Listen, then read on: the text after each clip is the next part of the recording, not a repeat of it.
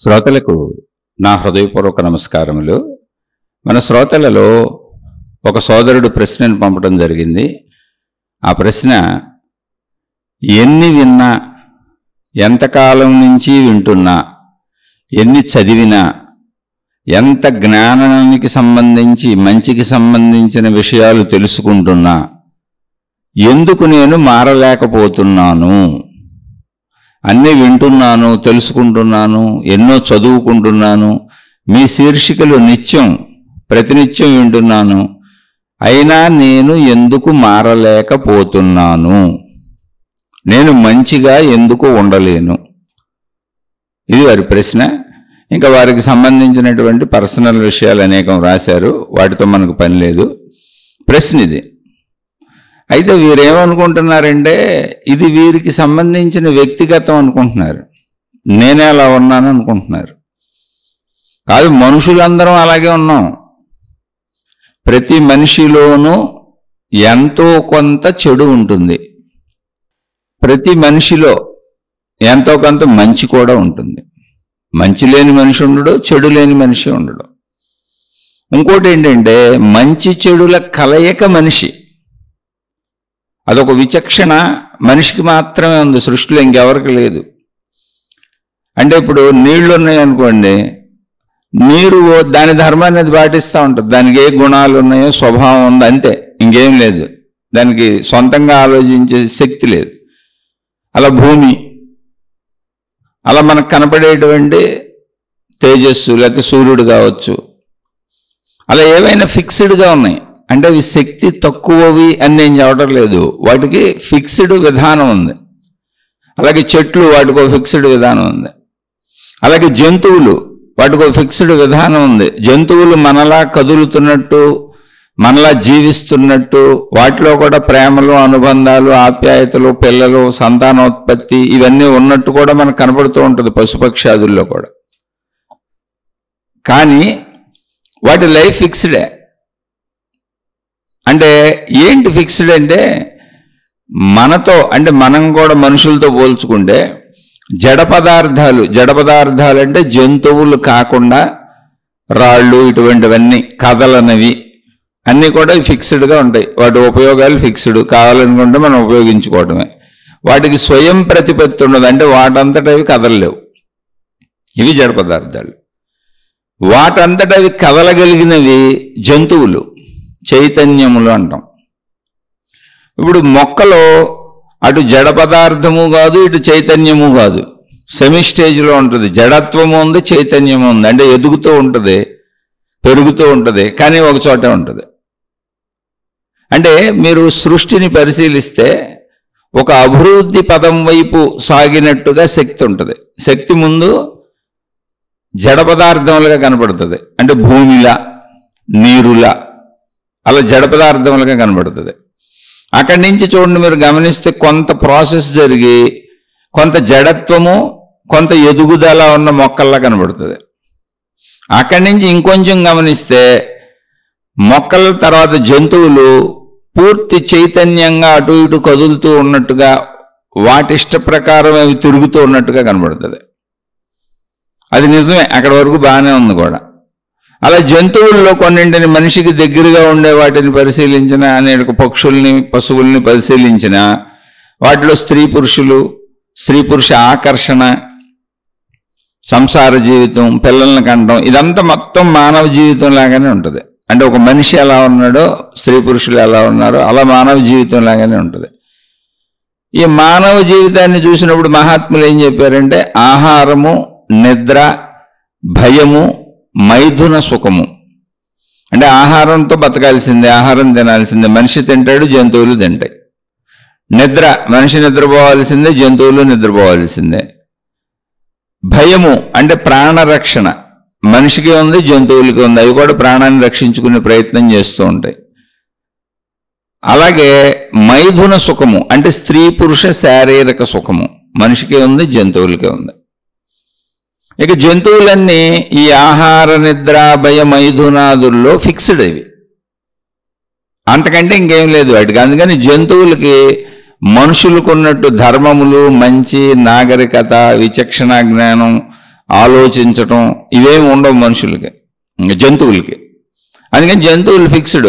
ఏదో కోరిక కలిగినప్పుడు స్త్రీ జంతువులతో కలుస్తాయి, పిల్లలు వస్తాయి, వాటిని పెంచుకుంటే మళ్ళీ వదిలేస్తాయి, అలా జీవిస్తాయి, అలా జీవించుకుంటూ వెళ్ళిపోతాయి. వాటికి వావి వరుసలు ఉండవు. అంటే మనకి తల్లి, తండ్రి, అన్నదమ్ములు, అక్క చెల్లెళ్ళు, భార్య, భర్త, ఒక సమాజం, ఒక విధానం, ఒక పద్ధతి, రూల్స్, రెగ్యులేషన్స్ ఇవన్నీ మనిషి పెట్టుకున్నాడు. ఉన్నట్టుగా జంతువులు ఉండవు. కానీ మిగిలినన్నీ సమానమే. ఆహారము, నిద్ర, భయము, మైథున సుఖము. మనిషి పెట్టుకున్న రూల్స్ అన్నీ మీరు గమనిస్తే ఏంటంటే ధర్మము, మంచికి అనుగుణంగా ఉంటాయి ఎప్పుడు కూడా. మానవ సమాజంలో మనిషి పెట్టుకుంటున్నటువంటి రూల్స్ కానీ, మనిషి ఆలోచన శక్తి కానీ మంచికి అనుగుణంగా, ధర్మానికి అనుగుణంగా, ఇంకా మనిషి ఇంకా బెటర్గా బతకడానికి ప్రయత్నాలు జరుగుతూ ఉంటాయి. అంటే మనిషిలో ప్రత్యేకమైనటువంటి జ్ఞాన సంపద ఉంది జంతువుల కంటే అధికంగా. ఆ జ్ఞాన సంపదని వాడనప్పుడు మనిషికి జంతువుకి తేడా ఏం లేదు. అందుకని మహాత్ములు మనిషిని జంతువులకు భిన్నంగా చెప్పలేదు. మనిషి కూడా జంతువుల్లోనే ఒక జంతువు అని చెప్పారు. జంతువునాం నరజన్మ దుర్లభం. ఇది మహాత్ములు అంటే వెనక మహాత్ములు చెప్పారు అంటే వెనక వేదాలు, శాస్త్రాలు, గ్రంథాలు వాటిల్లోంచి వస్తున్నటువంటిది. అంటే ఎప్పుడు మొదలైనయో తెలియదు, వేల లక్షల సంవత్సరాల వెనక నుంచి వస్తున్న వాటిని అనుసరిస్తూ వెళుతున్నాం. అది గమనిస్తే మనం కూడా అంతే. శరీరపరంగా అయితే నేను ఈ శరీరమే అనుకుంటే శరీర భావంలో ఆహారము, నిద్ర, భయము, మైథున సుఖము అంతే. మనం ఇళ్ళు కట్టుకున్నట్టు పక్షులు కూడా గూళ్ళు కట్టుకుంటాయి, అనేక జంతువులు అనేక ఏర్పాట్లు చేసుకుంటాయి. మనం భార్యాభర్తలు సంసారం చేసుకుంటున్నట్టు స్త్రీ జంతువు, పురుష జంతువులు కలుస్తూ ఉంటాయి. కాకపోతే మనం ఇక్కడ మళ్ళీ జంతువుల వల్లే ఉండకుండా బాధ్యతాయుతంగా స్త్రీ పురుష వివాహ వ్యవస్థని, కుటుంబ వ్యవస్థని తెచ్చుకున్నాం. తల్లిదండ్రులను పిల్లలు చూడాలని, పిల్లల్ని తల్లిదండ్రులు పెంచాలని, ఇలా అన్నదమ్ములు, అక్క చెల్లెళ్ళు ఎవరికి వాళ్ళు బాధ్యత నిర్వహణ, చట్టాలు, ధర్మాలు, న్యాయాలు ఇవన్నీ పెట్టుకున్నాం. అయితే ఇవన్నీ ఎక్కడి నుంచి వచ్చినాయి మనిషికి? జంతువులు ఎందుకు పెట్టుకోలేదు ఇవన్నీ అంటే జంతువులకు ఇంత జ్ఞాన సంపద లేదు.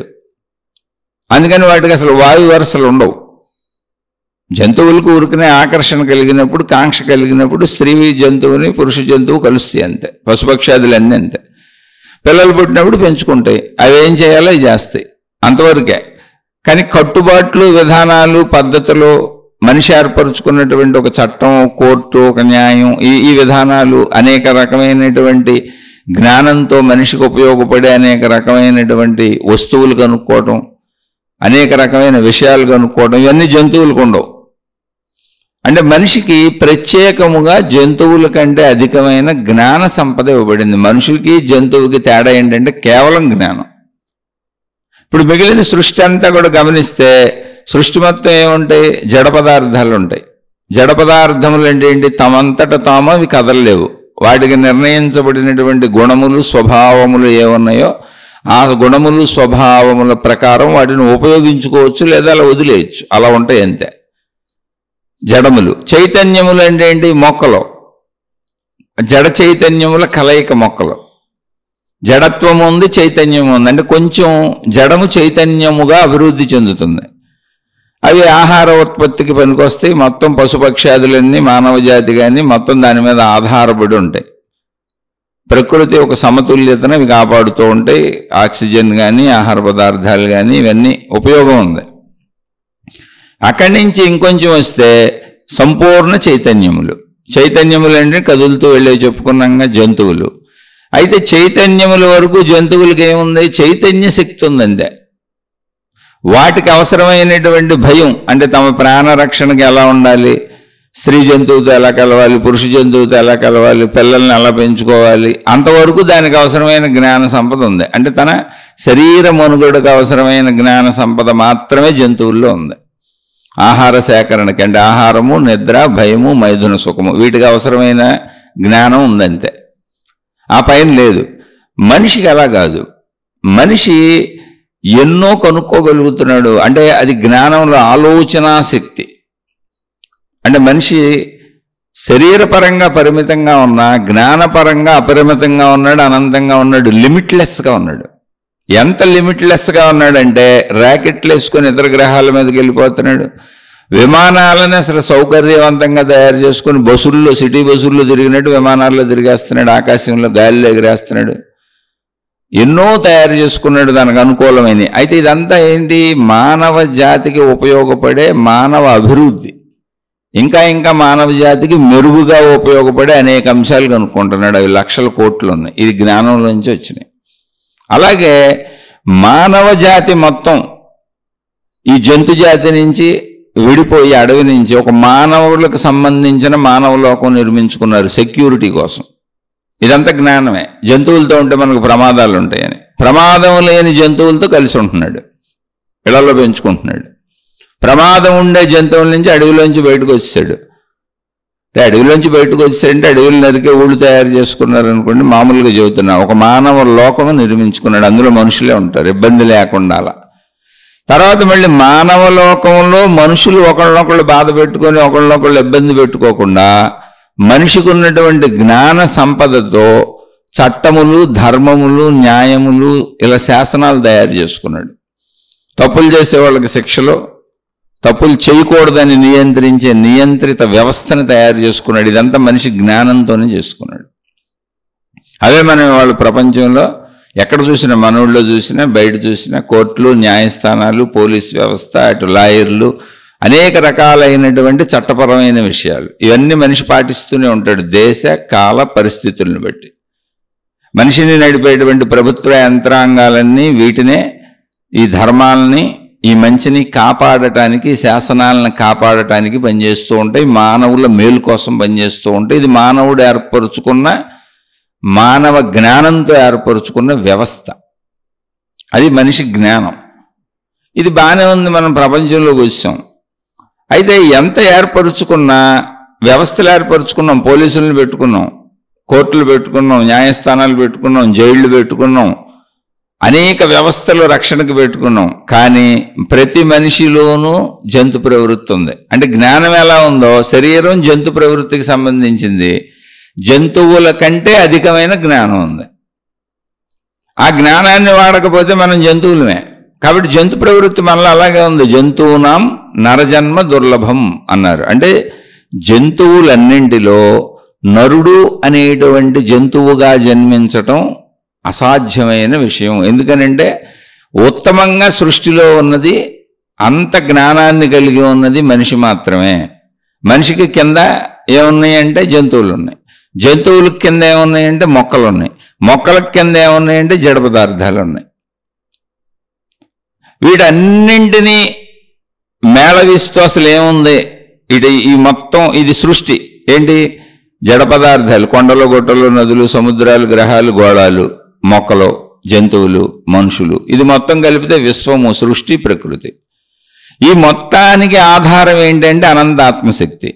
ఇప్పుడు అనంతాత్మశక్తి మనిషి కంటే తెలివైంది కాదా?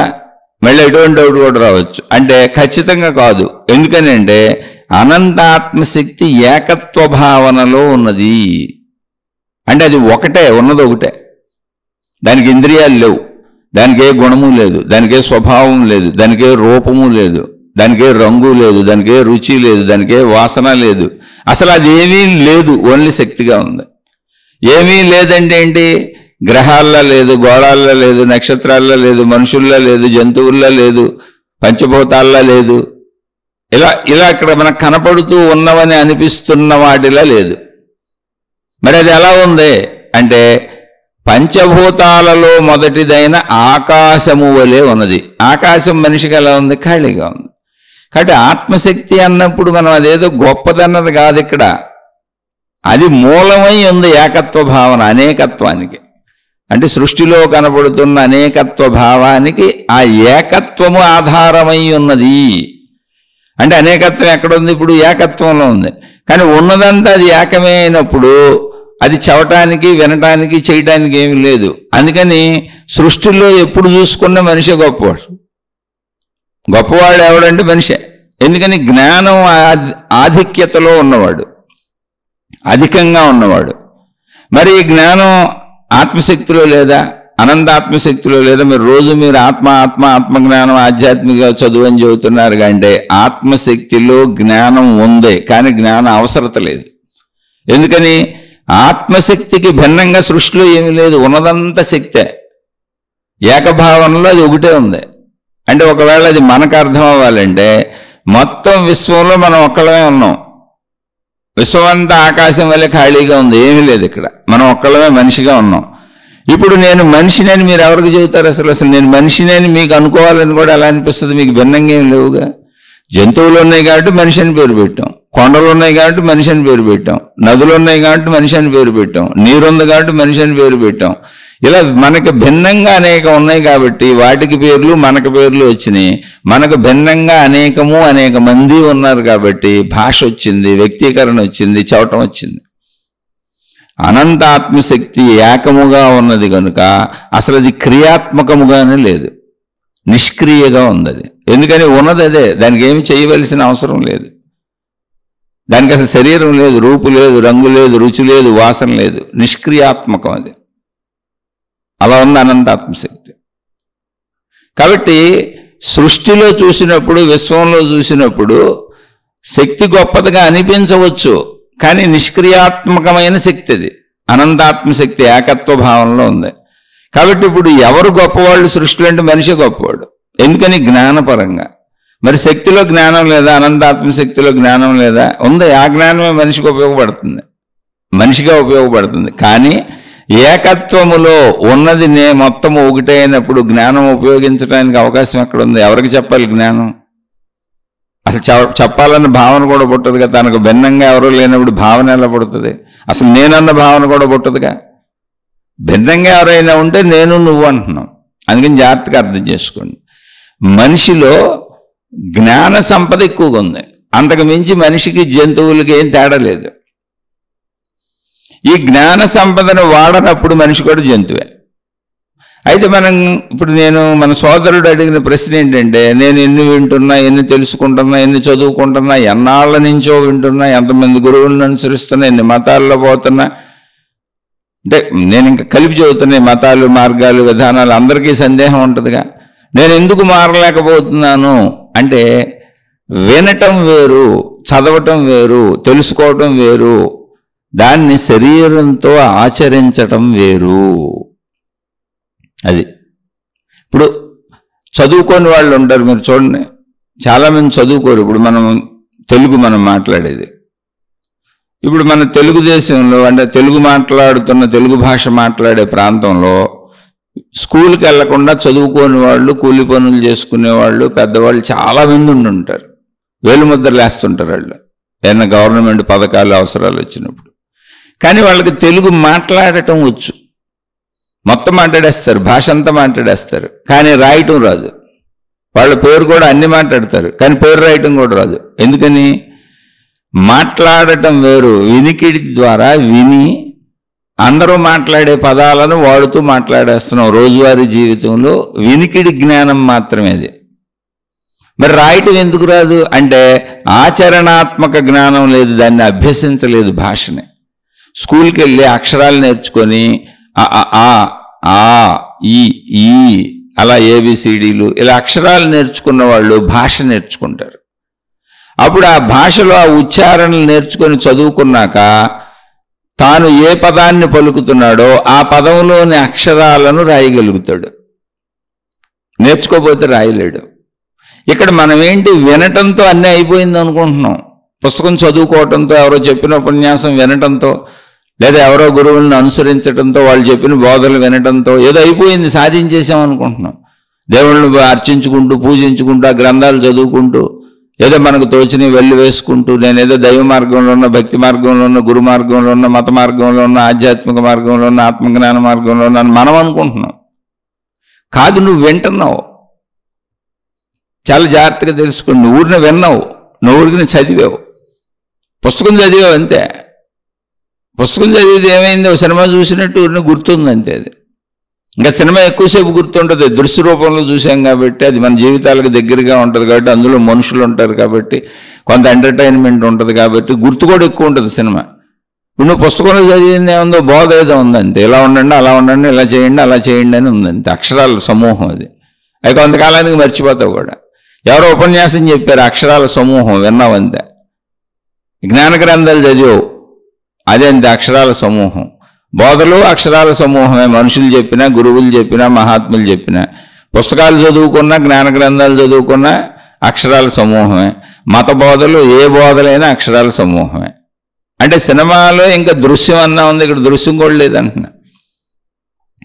వినటం అనేది ఎలాంటిదంటే, ఒక చదువుకోనటువంటి వ్యక్తి, ఒక చదువు రానటువంటి వ్యక్తి ప్రపంచంలో ఎక్కడున్నా తను పుట్టి పెరిగిన ప్రాంతంలో ఉన్న భాషని మామూలుగా మాట్లాడేయగలుగుతాడు. అన్ని భాషా పదాలు వస్తాయి. కానీ ఆ భాషని రాయలేడు, చదవలేడు. ఎవరన్నా రాసింది ఇస్తే చదవలేడు, గుర్తుపట్టలేడు, అసలు అక్షరాలే తెలియదు. ఇప్పుడు పుస్తకం ఇచ్చి చదవమంటే చదవలేడు. అక్కడ ఏమన్నా పేర్లు బోర్డు మీద రాసి ఉంటే మాట్లాడలేడు. కానీ భాష అంతా మాట్లాడతాడు. అంటే ఏంటి? భాష చుట్టూ ఉన్న వాళ్ళు మాట్లాడుతుండటం వలన విని చిన్నప్పటి నుంచి ఆ భాషా పదాలను గుర్తుపెట్టుకొని తిరిగి తన భావాన్ని వ్యక్తీకరించడం, ఎదుటి వాళ్ళు చెబుతున్నప్పుడు అర్థం చేసుకోవటం భాష రూపంలో, శబ్ద రూపంలో అర్థమైంది. కానీ చదువు అంటే ఏంటి? దాన్ని లిపి రూపంలో, అక్షర రూపంలో, వాక్య రూపంలో, వ్యాకరణ రూపంలో దాన్ని వాక్యాలు ఎలా పొందుపరచాలి, ఎలా రాయాలి, ఎలా తెలుసుకోవాలి. అది భాష. అప్పుడు మొత్తం చదువు వచ్చినట్టు, అంటే భాష వచ్చినట్టు, భాష మీద సంపూర్ణ పట్టు వచ్చినట్టు. అప్పుడు జీవితంలో సంతకాలు పెడతాడు, పనులు చేస్తాడు, అన్నీ చేస్తాడు, ఇతరులకు నేర్పుతాడు, నేర్పగలుగుతాడు, తాను నేర్చుకుంటాడు, తాను ఆచరించగలుగుతాడు, ఇతరులు ఆచరించేలా చేయగలుగుతాడు భాష పట్ల. సేమ్ ఇది కూడా అంతే. జ్ఞానాన్ని వినటం అనేది ఏంటంటే, వినటం కామన్, ఏదో పక్షి కోతలు విన్నట్టు, చిలక పలుకులు పలికినట్టు అలా పలికేసుకుంటూ వింటూ వెళ్ళిపోతున్నాం. వినటం ఏముంది? క్యాజువల్. అది ఒక సినిమా చూసావు, ఆ సినిమా ఎంటర్టైన్మెంట్, ఇది ఉపన్యాసానికి వచ్చావు అంతే. విన్నదేమైంది? కాసేపు ఎన్నో కూర్చున్నావు. చదివింది ఏమైంది? కాసేపు చదివే కూర్చున్నావు. కానీ నీ బుద్ధులు, నీ గుణాలు, నీ స్వభావము, నీ ప్రవర్తన, నీ అవసరాలు, నీ కోరికలు, ఇవన్నీ శరీరానికి సంబంధించినవి. ఇంద్రియ కోరికలు, రుచులు. విన్నదేంటి? ఊరిన వెనికిడి జ్ఞానం అంతే. అది ఉన్న గుర్తుంది, అది వచ్చి శరీరం మీద ఏమీ పనిచేయదు. అభ్యసించాలి. ఇప్పుడు భాష విన్నావు, భాషను అక్షరం రాయాలంటే ఏం చేయాలి? ఆ అనే అక్షరాన్ని మీరు చిన్నతనంలో చూడండి, ఆ అనే అక్షరాన్ని పలక మీద రాసిస్తే ఆ అక్షరాన్ని కొన్ని వందల వేల సార్లు దిద్దుతారు పిల్లలు. దిద్దేటప్పుడు చాలా తప్పులు దిద్దుతారు. అక్కడ దగ్గరుండి పట్టుకొని పెద్దోళ్ళు దిద్దిస్తారు, చెయ్యి పట్టుకొని దిద్దిస్తారు. ఎందుకని అక్షరాన్ని దిద్దలేరు వాళ్ళు కరెక్ట్గా. అలా కొన్నాళ్ళు వేరే వాళ్ళు చెయ్యి పట్టుకొని దిద్దించి అది నేర్పుతారు. తర్వాత వాళ్ళు దిద్దుతారు. అలా ఒక్కొక్క అక్షరం నేర్చుకుంటారు. అలా సంవత్సరాలు పడుతుంది భాష నేర్చుకోవడానికి, ఓన్లీ అక్షరాలు నేర్చుకోవడానికి. తర్వాత పదాలు నేర్చుకుంటారు. తర్వాత ఆ పదాలకు సంబంధించిన బొమ్మలను చూస్తారు. ఆ బొమ్మలు, ఈ పదాలు ఒకటే నేర్చుకుంటారు. A for apple, B for ball, అలా అమ్మ, నాన్న, ఆవు, ఇల్లు బొమ్మలతో చూపిస్తారు. ఇది ఇల్లు, ఇది అమ్మ, ఇది నాన్న, ఇది ఆవు, ఇది కుక్క, ఇది పిల్లి, ఇది నక్క. అలా ఇంగ్లీషు, తెలుగు, అన్ని భాషలు ఎక్కడైనా ఎవరైనా ఇలాగే నేర్చుకుంటారు. అలాగే ఆధ్యాత్మికతలో నేను ఎందుకు మారలేకపోతున్నా నిన్ను వింటూ అంటే, వినటం అనేది భాష వచ్చినట్టుగా ఊరిన విషయం తెలిసింది తప్ప భాష మీద పట్టు లేదు. అక్షరం రముక్క రాయలేను, నా సంతకం నేను పెట్టలేను, ఏలుముద్రలేస్తాను. నేను ఎవరికి భాష నేర్పలేను, ఎవరో నాకు భాషా సంబంధించిన ఏమిచ్చినా నేను చదవలేను, వినలేను, నాకు రాదు. నేను అసలు అప్పుడు బతకటం ఎలా కుదురుద్ది? మామూలుగా మాట్లాడగలను అంతే. అంటే 75% ఆఫ్ జీవితం ఎవరో ఒకళ్ళని అడుగుతూ ఉంటాయి, ఏమండి ఆ బోర్డు ఏంటండి, ఇదేంటండి, కరెంటు బిల్లు ఎంత వచ్చిందండి, ఫోన్ బిల్లు ఎంత వచ్చిందండి, నా సెల్ రీఛార్జ్ ఎలా చేసుకోవాలండి, నాకు తెలియదు. అన్నీ ఇంకా ఇంకోళ్ళ మీద ఆధారపడి ఉంటాయి. బ్యాంకులో డబ్బులు ఎలా దాచుకోవాలండి, ఎలా తీసుకోవాలండి, అన్నీ అవే. మీరు ఎంతోమంది తగులుతారు. మీకు ఒక 10% నుంచి 25% వరకు భాషతో మాట్లాడతాను కనుక ఏదో మెయింటైన్ చేసుకుంటూ ఉంటాను. లెక్కలు తెలియదు, డబ్బులు ఇవ్వటం తెలియదు, తీసుకోవటం తెలియదు, పూర్తి లెక్కలు రావు, జీవితం అస్తవ్యస్తంగా ఉంటుంది. చదువుకుంటే ఏమైందంటే భౌతికంలో సంపూర్ణత వస్తుంది, బతకటం కుదురుతుంది, మాట్లాడటం కుదురుతుంది, ఇతరులకు సహాయం చేయడం కూడా కుదురుతుంది, మన జీవితాన్ని మనం నడుపుకోవడం కుదురుతుంది. అది భాష రావటం అంటే. భాష రావాలంటే అభ్యసించాలి, ప్రాక్టీస్ చేయాలి, అక్షరాలు నేర్చుకోవాలి, వాటిని దిద్దాలి, అవి వచ్చే వరకు దిద్దుతూనే ఉండాలి, అవన్నీ నేర్చుకోవాలి. అలాగే ఇక్కడ వినటం కాదు, విన్న వాటిని అభ్యసించాలి. విని ఊరుకుంటే కాదు, దిద్దాలి. ఇప్పుడు తప్పు చేయకూడదు అనుకొని తప్పు చేయబాకండి, మంచిగా బతకండి, ధర్మంగా బతకండి అని ఎవరైనా చెప్పారనుకోండి, ఇప్పుడు నా ప్రవర్తనలో, నా మాటల్లో, నా మాట తీరులో లేచిన దగ్గర నుంచి నేను ఎవరినైనా బాధ పెడుతున్నానా, కష్టపెడుతున్నానా, ఇబ్బంది పెడుతున్నానా, నా వల్ల ఎవరైనా బాధపడుతున్నారా, నా గుణం ఎలా ఉంది, డబ్బు నేను తప్పు మార్గాల్లో సంపాదిస్తున్నానా, నా ఇంద్రియ కోరికలు తప్పు మార్గాల్లో తీర్చుకుంటున్నానా, నాలో ఉన్న తప్పులేంటి, లోట్లేంటి, అవన్నీ చూసుకొని వాటిని, అంటే తప్పుల్ని చేయకుండా ఉండటం, ఒప్పుల్ని చేయటం అనేది ఆచరణలో దిద్దుకుంటా ఉండాలి. నన్ను నేను దిద్దుకుంటా ఉండాలి, అక్షరాలను దిద్దినట్టుగా. అది ఎవరు చేయరు, వినేస్తుంటారు. ఇంకా చిత్రమైన విషయం ఏంటంటే, అసలు ఎక్కడ ఉపన్యాసాలు ఉంటే అక్కడికి వెళ్ళిపోతారు. ఆ గురువులను అనుసరిస్తారు, ఆ మహాత్ములను అనుసరిస్తారు, ఆ మతాలను అనుసరిస్తారు, ఆ దేవుళ్ళని అనుసరిస్తారు, ఆ గ్రంథాలు పట్టుకు తిరుగుతారు, ఆ గ్రంథాలను ఎంతో పవిత్రంగా చూస్తారు. ప్రతి ఇంట్లోనూ దేవుడికి అవకాశం ఉన్నోళ్ళు రూములే పెట్టేసుకుంటారు, అవకాశం లేని వాళ్ళు ఏదో ఒక మూలలు దేవుళ్ళని పెడతారు. దేవుడు లేని ఇల్లు ఉండదు, దేవుడి ఫోటో లేని ఇల్లు ఉండదు, దేవుడి బొమ్మ లేని ఇల్లు ఉండదు. అన్నీ ఉంటాయి, కానీ అవి వినటం వరకే, ఓన్లీ చూడటం వరకే, ఓన్లీ తెలుసుకోవటం వరకే, దిద్దటం లేదు. దిద్దటం ఎక్కడ వస్తుంది? నా ప్రవర్తనలో వస్తుంది, నా మాటలో. నేను ఎన్ని రకాలుగా మనిషి ఎన్ని రకాలుగా కదులుతాడు?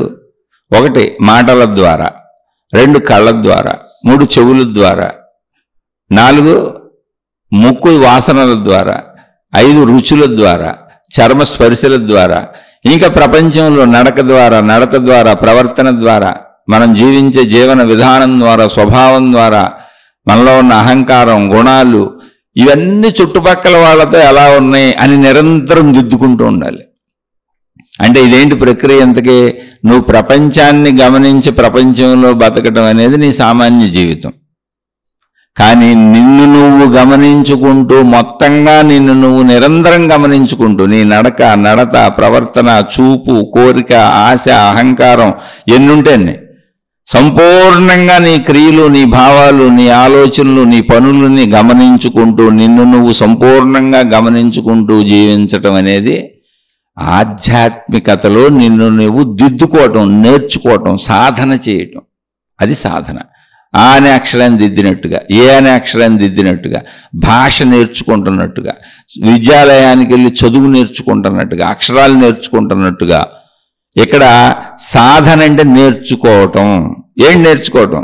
నేను నా మాట స్పీడ్గా వస్తుంది, ఎదుటి బాధ పెడతాను, పొరపాట్లు మాట్లాడతాను, తప్పులు మాట్లాడతాను, బూతులు మాట్లాడతాను, కోపంతో మాట్లాడతాను, ఆవేశంతో మాట్లాడతాను. దీన్ని అంతా దిద్దుకుంటాను. ఎలా మాట్లాడకూడదో అదంతా దిద్దేసుకుంటాను. ఎలా మాట్లాడాలో దాన్ని నేర్చుకుంటూ దిద్దుకుంటాను. గౌరవంగా మాట్లాడతాను, ప్రేమగా మాట్లాడతాను, నెమ్మదిగా మాట్లాడతాను, సౌమ్యంగా మాట్లాడతాను, సుకుమారంగా మాట్లాడతాను, ఇబ్బంది కలిగించకుండా మాట్లాడతాను. అలా ఒక మాటే కాదు, సర్వం. చూపులు, వినికిడి, మనుషులతో ఉండేటువంటి ఇంట్లో కానీ బయట వాళ్ళతో కానీ. అంటే ఏంటి? ఇప్పుడు నా శారీరక ప్రక్రియలలో, నా శరీరముతో, నా ఇంద్రియాలతో నేను జీవించే జీవన విధానంలో నా మాట నుంచి, నడక నుంచి, నడత నుంచి అన్నింటినీ దిద్దుతూ ఉంటాను. అంటే చెడుని చెయ్యకూడదని చెడుని దిద్దుకుంటాను, మంచివి చెయ్యాలని నేర్చుకుంటూ మంచిని దిద్దుకుంటాను, అక్షరాలు దిద్దినట్టు. ఇప్పుడు అక్షరాన్ని పొరపాటుగా దిద్దామనుకోండి, ఆ అనే అక్షరం రాసిచ్చారు. చాలామంది దిద్దేటప్పుడు సరిగ్గా దాన్ని దిద్దలేక అష్టవంకరలుగా దాన్ని దిద్దుతూ ఉంటారు పిల్లలు. అండ్ మాస్టర్ దాన్ని చెరిపేసి మళ్ళీ రాసిస్తాడు ఆ అనే అక్షరం, జాగ్రత్తగా దిద్దేశారని. ఈ మళ్ళీ అనేక అష్టవంకరలుగా దాన్ని దిద్దుతారు, అదంతా పలకంతా అయిపోద్ది. మళ్ళీ చెరిపేసి మళ్ళీ కొత్తది రాసిస్తాడు ఆ అనే అక్షరం, మళ్ళీ జాగ్రత్తగా దిద్దని చేయబట్టుకు దిద్దిస్తారు అవసరమైతే. ఎందుకని? ఆ వయసులో ఎవరో ఒకళ్ళు సహాయం చేసి దిద్దించకపోతే అలా తిరగదు, ఆ అనే అక్షరంలో తిరగదు, పిచ్చి పిచ్చి గీతలకు వెళ్ళిపోద్ది. కొంత అలవాటైనాక తిరుగుద్ది. అలా ఇక్కడ నన్ను నేనే సరి చేసుకుంటాను. నన్ను ఎవరు చేస్తారు? నా గుణం ఎవరికి తెలుసు, నా స్వభావం ఎవరికి తెలుసు, నా బుద్ధి ఎవరికి తెలుసు? ఒక జ్ఞాన గ్రంథం ఉంది, విషయాలు చెప్పింది అంతే. ఓ గురువు ఉన్నాడు, విషయాలు చెప్పగలడు, నోటితో చెప్పగలడు. జ్ఞాన గ్రంథం అక్షరాలు చదువుకున్నాను నేను, అయ్యే అక్షరాలను ఇంకో ఆయన నోటితో చెప్పాడు. ఇప్పుడు నేను మీతో మాట్లాడుతున్నా, నోటితో చెప్పటమేగా. మీ హృదయంలోకి ప్రవేశించి మిమ్మల్ని నేను చేయబట్టుకు దిద్దించలేనుగా. ఎలా కుదురుతుంది? అసలు ఎవరికైనా కుదురుతుందా? ఓ దేవుడు వచ్చాడు, దేవుడికైనా కుదురుద్దా? దేవుడి శరీరంతోనే రావాలిగా. ఎవరైనా మీకు అక్షర రూపంలో, శబ్ద రూపంలోనే చెప్పగలరు. అందుకని వినికిడి ద్వారా వింటున్నారు తప్ప దిద్దుకోవట్లేదు. అక్షరాలు దిద్దినట్టు దిద్దట్లేదు. ఈ దిద్దించే ప్రాసెస్ ఎక్కడ ఉండదో, చెప్పే ప్రాసెస్ వరకే ఉంటుంది. గురువైనా చెప్తాడు, దేవుడైనా చెబుతాడు, మనిషి అయినా చెబుతాడు, గ్రంథమైనా చెబుతుంది, అంతే. దిద్దుకోవటం నువ్వే. నిన్ను నువ్వు గమనించుకోవాలి, నిన్ను నువ్వు చూసుకోవాలి, నీలో పొరపాట్లు ఏంటో చూసుకోవాలి, తప్పులేంటో గమనించుకోవాలి. ముందు వాటిని ఐడెంటిఫై చేయాలి. చేసి నేను ఇప్పుడు ఈ తప్పులు చెయ్యకూడదో, నేను ఇదిగో ఇలా ప్రవర్తించి మంచి మాత్రమే చెయ్యాలి అని నిన్ను నువ్వు దిద్దుకోవాలి. ఆ నిన్ను నువ్వు దిద్దుకోవటం అనే ప్రాసెస్లో అక్షరాన్ని దిద్దించడానికి తల్లిదండ్రులు సహాయపడవచ్చు, అన్నదమ్ములు సహాయపడవచ్చు, మాస్టర్లు సహాయపడవచ్చు. కానీ నీ అంతరంగంలో నీ గుణాన్ని, నీ స్వభావాన్ని, నీ ప్రవర్తనని, నీ నడకని, నీ నడతని, మొత్తంగా నువ్వు శరీరంతో పంచేంద్రియాలతో నడిచే నడకని, నీ అంతరంగ భావాలని దిద్దటానికి నీ లోపలికి ఎవడే రాలేడు, కుదరదు. అది ఒక మనిషి లోపలికి తాను మాత్రమే వెళ్ళగలడు. నేను నా లోపలికి వెళ్ళగలను, నా లోపలికి మీరు ఎవరు రాలేరు. అలాగే మీ లోపలికి నేను రాలేను. నేను ఇలా మాటలు చెప్పగలను. ఇవేంది వినికిళ్ళు ఆగిపోతాయి. ఇప్పుడు నువ్వు తప్పు చేస్తున్నప్పుడు ఒక ఆనే అక్షరాన్ని ఒక పిల్లవాడు తప్పుగా దిద్దుతున్నాడు అనుకోండి, పొరపాటుగా అటు ఇటు పోతుంది చెయ్యి, మనం పట్టుకొని జాగ్రత్తగా అక్కడే దిద్దొచ్చు. అలాగే నీ భావం అటు ఇటు పోతుంది. ఇప్పుడు పరస్త్రీ కనపడింది, లేదా పరపురుషుడు కనపడ్డాడు, మనసు అటు పోయింది, వాళ్ళ మీదకు పోయింది. ఇప్పుడు నీ లోపలికి వచ్చేసి ఆ మనసు అటు పోకూడదు, ఇటు రావాలని లాక్కొచ్చేవాడు ఎవడుంటాడు? ఎవరికి కుదురుద్ది? ఎలా కుదురుతుంది? కుదరతుంది. కానీ అది చెప్పొచ్చు. భాషలో జ్ఞానంలో చెబుతారు, తప్పులు చేయకండి, పొరపాట్లు చేయకండి, పరపురుష పరస్త్రీ వ్యామోహం ఉండకూడదు, వ్యభిచారం చేయకూడదు, తప్పది, మీ ధర్మాలు మీరు మీ స్త్రీతో మీ పురుషుడితో హాయిగా ఉండండి. అలాగే డబ్బు, పరధనం మీద ఆసక్తి కలిగింది, వాళ్ళ డబ్బు ఉంది అక్కడ, దొంగిలించడానికి వీలుగా ఉంది, అబద్ధం చేస్తే వచ్చేస్తుంది, మోసం చేస్తే వచ్చేస్తుంది, ఎత్తుకుపోతే వచ్చేస్తుంది, లేదా కొట్టు తీసుకుపోవచ్చు, దొంగతనాలు చేయొచ్చు, ఏదో ఒకటి చేయొచ్చు. ఇప్పుడు ఆ భావన నాలో పుట్టింది, ఛాన్స్ ఉంది, అది వాళ్ళ దగ్గర దోచేసుకోవచ్చు, ఏదో ఒక రకంగా అబద్ధంతోనో, మోసంతోనో, కుట్రతోనో, కుతంత్రంతోనో, నైవంచంతోనో, లేదా తెలివిగా మంచివాళ్ళని నటించో, మంచిదానిలో నటించో, ఏదో రకంగా వాళ్ళది కొట్టేయచ్చు. ఇప్పుడు ఆ భావన నా లోపల వచ్చింది. మరి ఈ భావాలు ఇలా ఉండకూడదు, మంచిగా ఉండండి అని అనేక ఉపమానాలతో గ్రంథాలు చెబుతాయి, గురువులు చెబుతారు, మతాలు చెబుతాయి, మార్గాలు చెబుతాయి, దేవుళ్ళు చెబుతారు. చెప్పటం వరకే, అన్ని అక్షర రూపం, భావరూపం, శబ్దరూపమే. కానీ నీ లోపలికి వచ్చి ఆ భావాన్ని ఎవరు మార్చగలరు? చచ్చా, నువ్వు అలా వెళ్ళి ఆ ధనం వైపుకి వెళ్తున్న భావం ఇటురా అని చేయి పట్టుకొని దిద్దించినట్టుగా భావాన్ని ఇటు లాగేయగలరా? ఎవరన్నా ధర్మం వైపు లాగేయగలరా? మంచి వైపు లాగేయగలరా? కుదురుతుందా? ఎలా కుదురుతుంది? నీ లోపలికి రావడం ఎలా కుదురుతుంది? అసలు నీకు ఆ భావం పుట్టిందని ఎలా తెలుస్తుంది? ఎవరికి తెలుస్తుంది? దేవుడికి కూడా తెలియదు, నీకే తెలుస్తుంది. మీరు అనుకుంటున్నారా నేను దేవుడిని ఎప్పుడు తక్కువ చేయట్లా, కానీ తెలీదు. దేవుడికి కూడా నీ అంతరంగ భావం తెలీదు, గురువుకు కూడా నీ లోపల భావం తెలీదు, నీ చుట్టూ ఉన్న ప్రపంచంలో ఉన్న ఎవరికీ నీ లోపల భావం తెలీదు, నీ ఒక్కడికి, నీ ఒక్కదానికి తప్ప. అందుకనే ఇక్కడ నిన్ను నువ్వు మార్చుకునే అవకాశమే ఉంది. నువ్వే నిన్ను దిద్దుకోవాలి, నువ్వే నీ చేయి పట్టుకుని నేను దిద్దుకోవాలి, నువ్వే నీ భావాన్ని వెనక్కి లాక్కురావాలి, నువ్వే నీ భావాన్ని గమనించాలి, నువ్వే నీ తప్పు భావాలను గమనించి పట్టుకొని మంచి వైపు లాక్కురావాలి. ఇక్కడ ఏమవుతుంది? వినటం వరకు బాగానే ఉంది, విన్నాం, వినేసాం, అయిపోయింది, బ్రహ్మాండంగా ఉందనుకున్నాం. కానీ లోపలికి వెళ్ళి భావమార్పు, గుణమార్పుకి వచ్చేటప్పటికి నాకు అలవాటైపోయిన గుణాల వైపు వెళ్ళటం నాకు సహజంగా ఉంది, తేలికగా ఉంది. ఆ తేలికతనం, ఆ సహజత్వం వైపు వెళ్ళిపోతుంది ఆటోమేటిక్గా. అది నా గుణం అయిపోయింది, నా స్వభావం అయిపోయింది, నా పద్ధతి అయిపోయింది, నాకు అది సహజత్వం అయిపోయింది, అలా బతికేయటం నాకు అలవాటు అయిపోయింది. ఇప్పుడు నేను నా భావాన్ని, ఆ గుణమార్పు తెచ్చుకొని ఆ చెడులోంచి మంచిలోకి రావాలంటే నా భావాన్ని నేనే ఈ పక్కకి లాక్కోవాలి. ఆల్రెడీ నా భావం ఆ పక్కకి వెళ్ళిపోయింది, బలంగా వెళ్ళిపోయింది, బలవత్తరంగా వెళ్ళిపోయింది. ఇప్పుడు నేనే స్వప్రయత్నం చేత సాధన చేసి దాన్ని ఆపుతూ ఇటు తీసుకురావాలి. అంటే ఏం చేయాలి? నా లోపలికి నేను వెళ్ళి కూర్చొని నా భావాలను గమనించుకొని ఆ వెళుతున్నటువంటి చెడు వైపు వెళుతున్నటువంటి భావాన్ని పట్టుకొని ఆపి నువ్వు వాటి ఎళ్లకు వద్దు, మనం చెడు చేయకూడదు, ఇన్ని జ్ఞాన గ్రంథాలు చదువుకున్నాం, ఇంతమంది గురువులు చెప్పింది వింటున్నాం, మన దేవుణ్ణి పాటిస్తున్నాం, మన దేవుడి బోధలు వింటున్నాం, మన మతాన్ని అనుసరిస్తున్నాం, ఆచార సాంప్రదాయాలు పాటిస్తున్నాం, ఇవన్నీ గంగలో పోసినట్టేనా? నువ్వెందుకు భావమా అటు పోతున్నావు? ఆ పరస్త్రీని ఎందుకు చూస్తున్నావు? ఆ పరపురుషుణ్ణి ఎందుకు చూస్తున్నావు? ఆ పరధనాన్ని ఎందుకు చూస్తున్నావు? ఇతరుల మీద ఎందుకు అసూయ పడుతున్నావు, ఈర్ష్య పడుతున్నావు? అసలు ఈ చెడు భావాలు ఎందుకు వస్తున్నాయి నీకు? ఎందుకు ఇతరులు నాశనం అయిపోవాలనుకుంటున్నావు? ఇతరులు బాగుంటే నువ్వు ఎందుకు చూడలేకపోతున్నావు? ఇలా ఎన్నుంటే అన్ని చెడు. అటు వెళుతున్న భావాన్ని ఎవరు పట్టుకోవాలి? నువ్వే పట్టుకోవాలి. ఇప్పుడు భావాన్ని నువ్వు పట్టుకోవాలంటే నువ్వు ఎక్కడ ఉండాలి? నీ లోపల నువ్వు నీ భావం దగ్గర ఉండాలి. అంటే నువ్వు నీ లోపల కూర్చోవటం అలవాటు చేసుకోవాలి, నీ భావం దగ్గర ఉండటం అలవాటు చేసుకోవాలి, నీ భావాలని గమనించటం, ఆ పక్కనే కూర్చొని భావాలని గమనించడం అలవాటు చేసుకోవాలి. అందులో చెడు వైపు వెళుతున్న భావాన్ని భావంతోనే పట్టుకోవాలి. పట్టుకోవడానికి అక్కడ కాళ్ళు చేతులు ఏమి ఉండవు. ఆ చెడు వైపు వెళుతున్న భావశక్తి నువ్వే, దాన్ని గమనిస్తున్న భావశక్తి నువ్వే, లోపలికి వెళ్ళి భావాల దగ్గర కూర్చున్నది శక్తి నువ్వే, అటువైపు పోతున్న భావాన్ని వెళ్ళబాకని చెబుతున్న శక్తి నువ్వే, అటువైపు వెళ్ళకు ఇటువైపు రా అని దాన్ని లాగుదామని ప్రయత్నిస్తున్న శక్తి నువ్వే, అటువైపు వెళుతున్న శక్తి నువ్వే.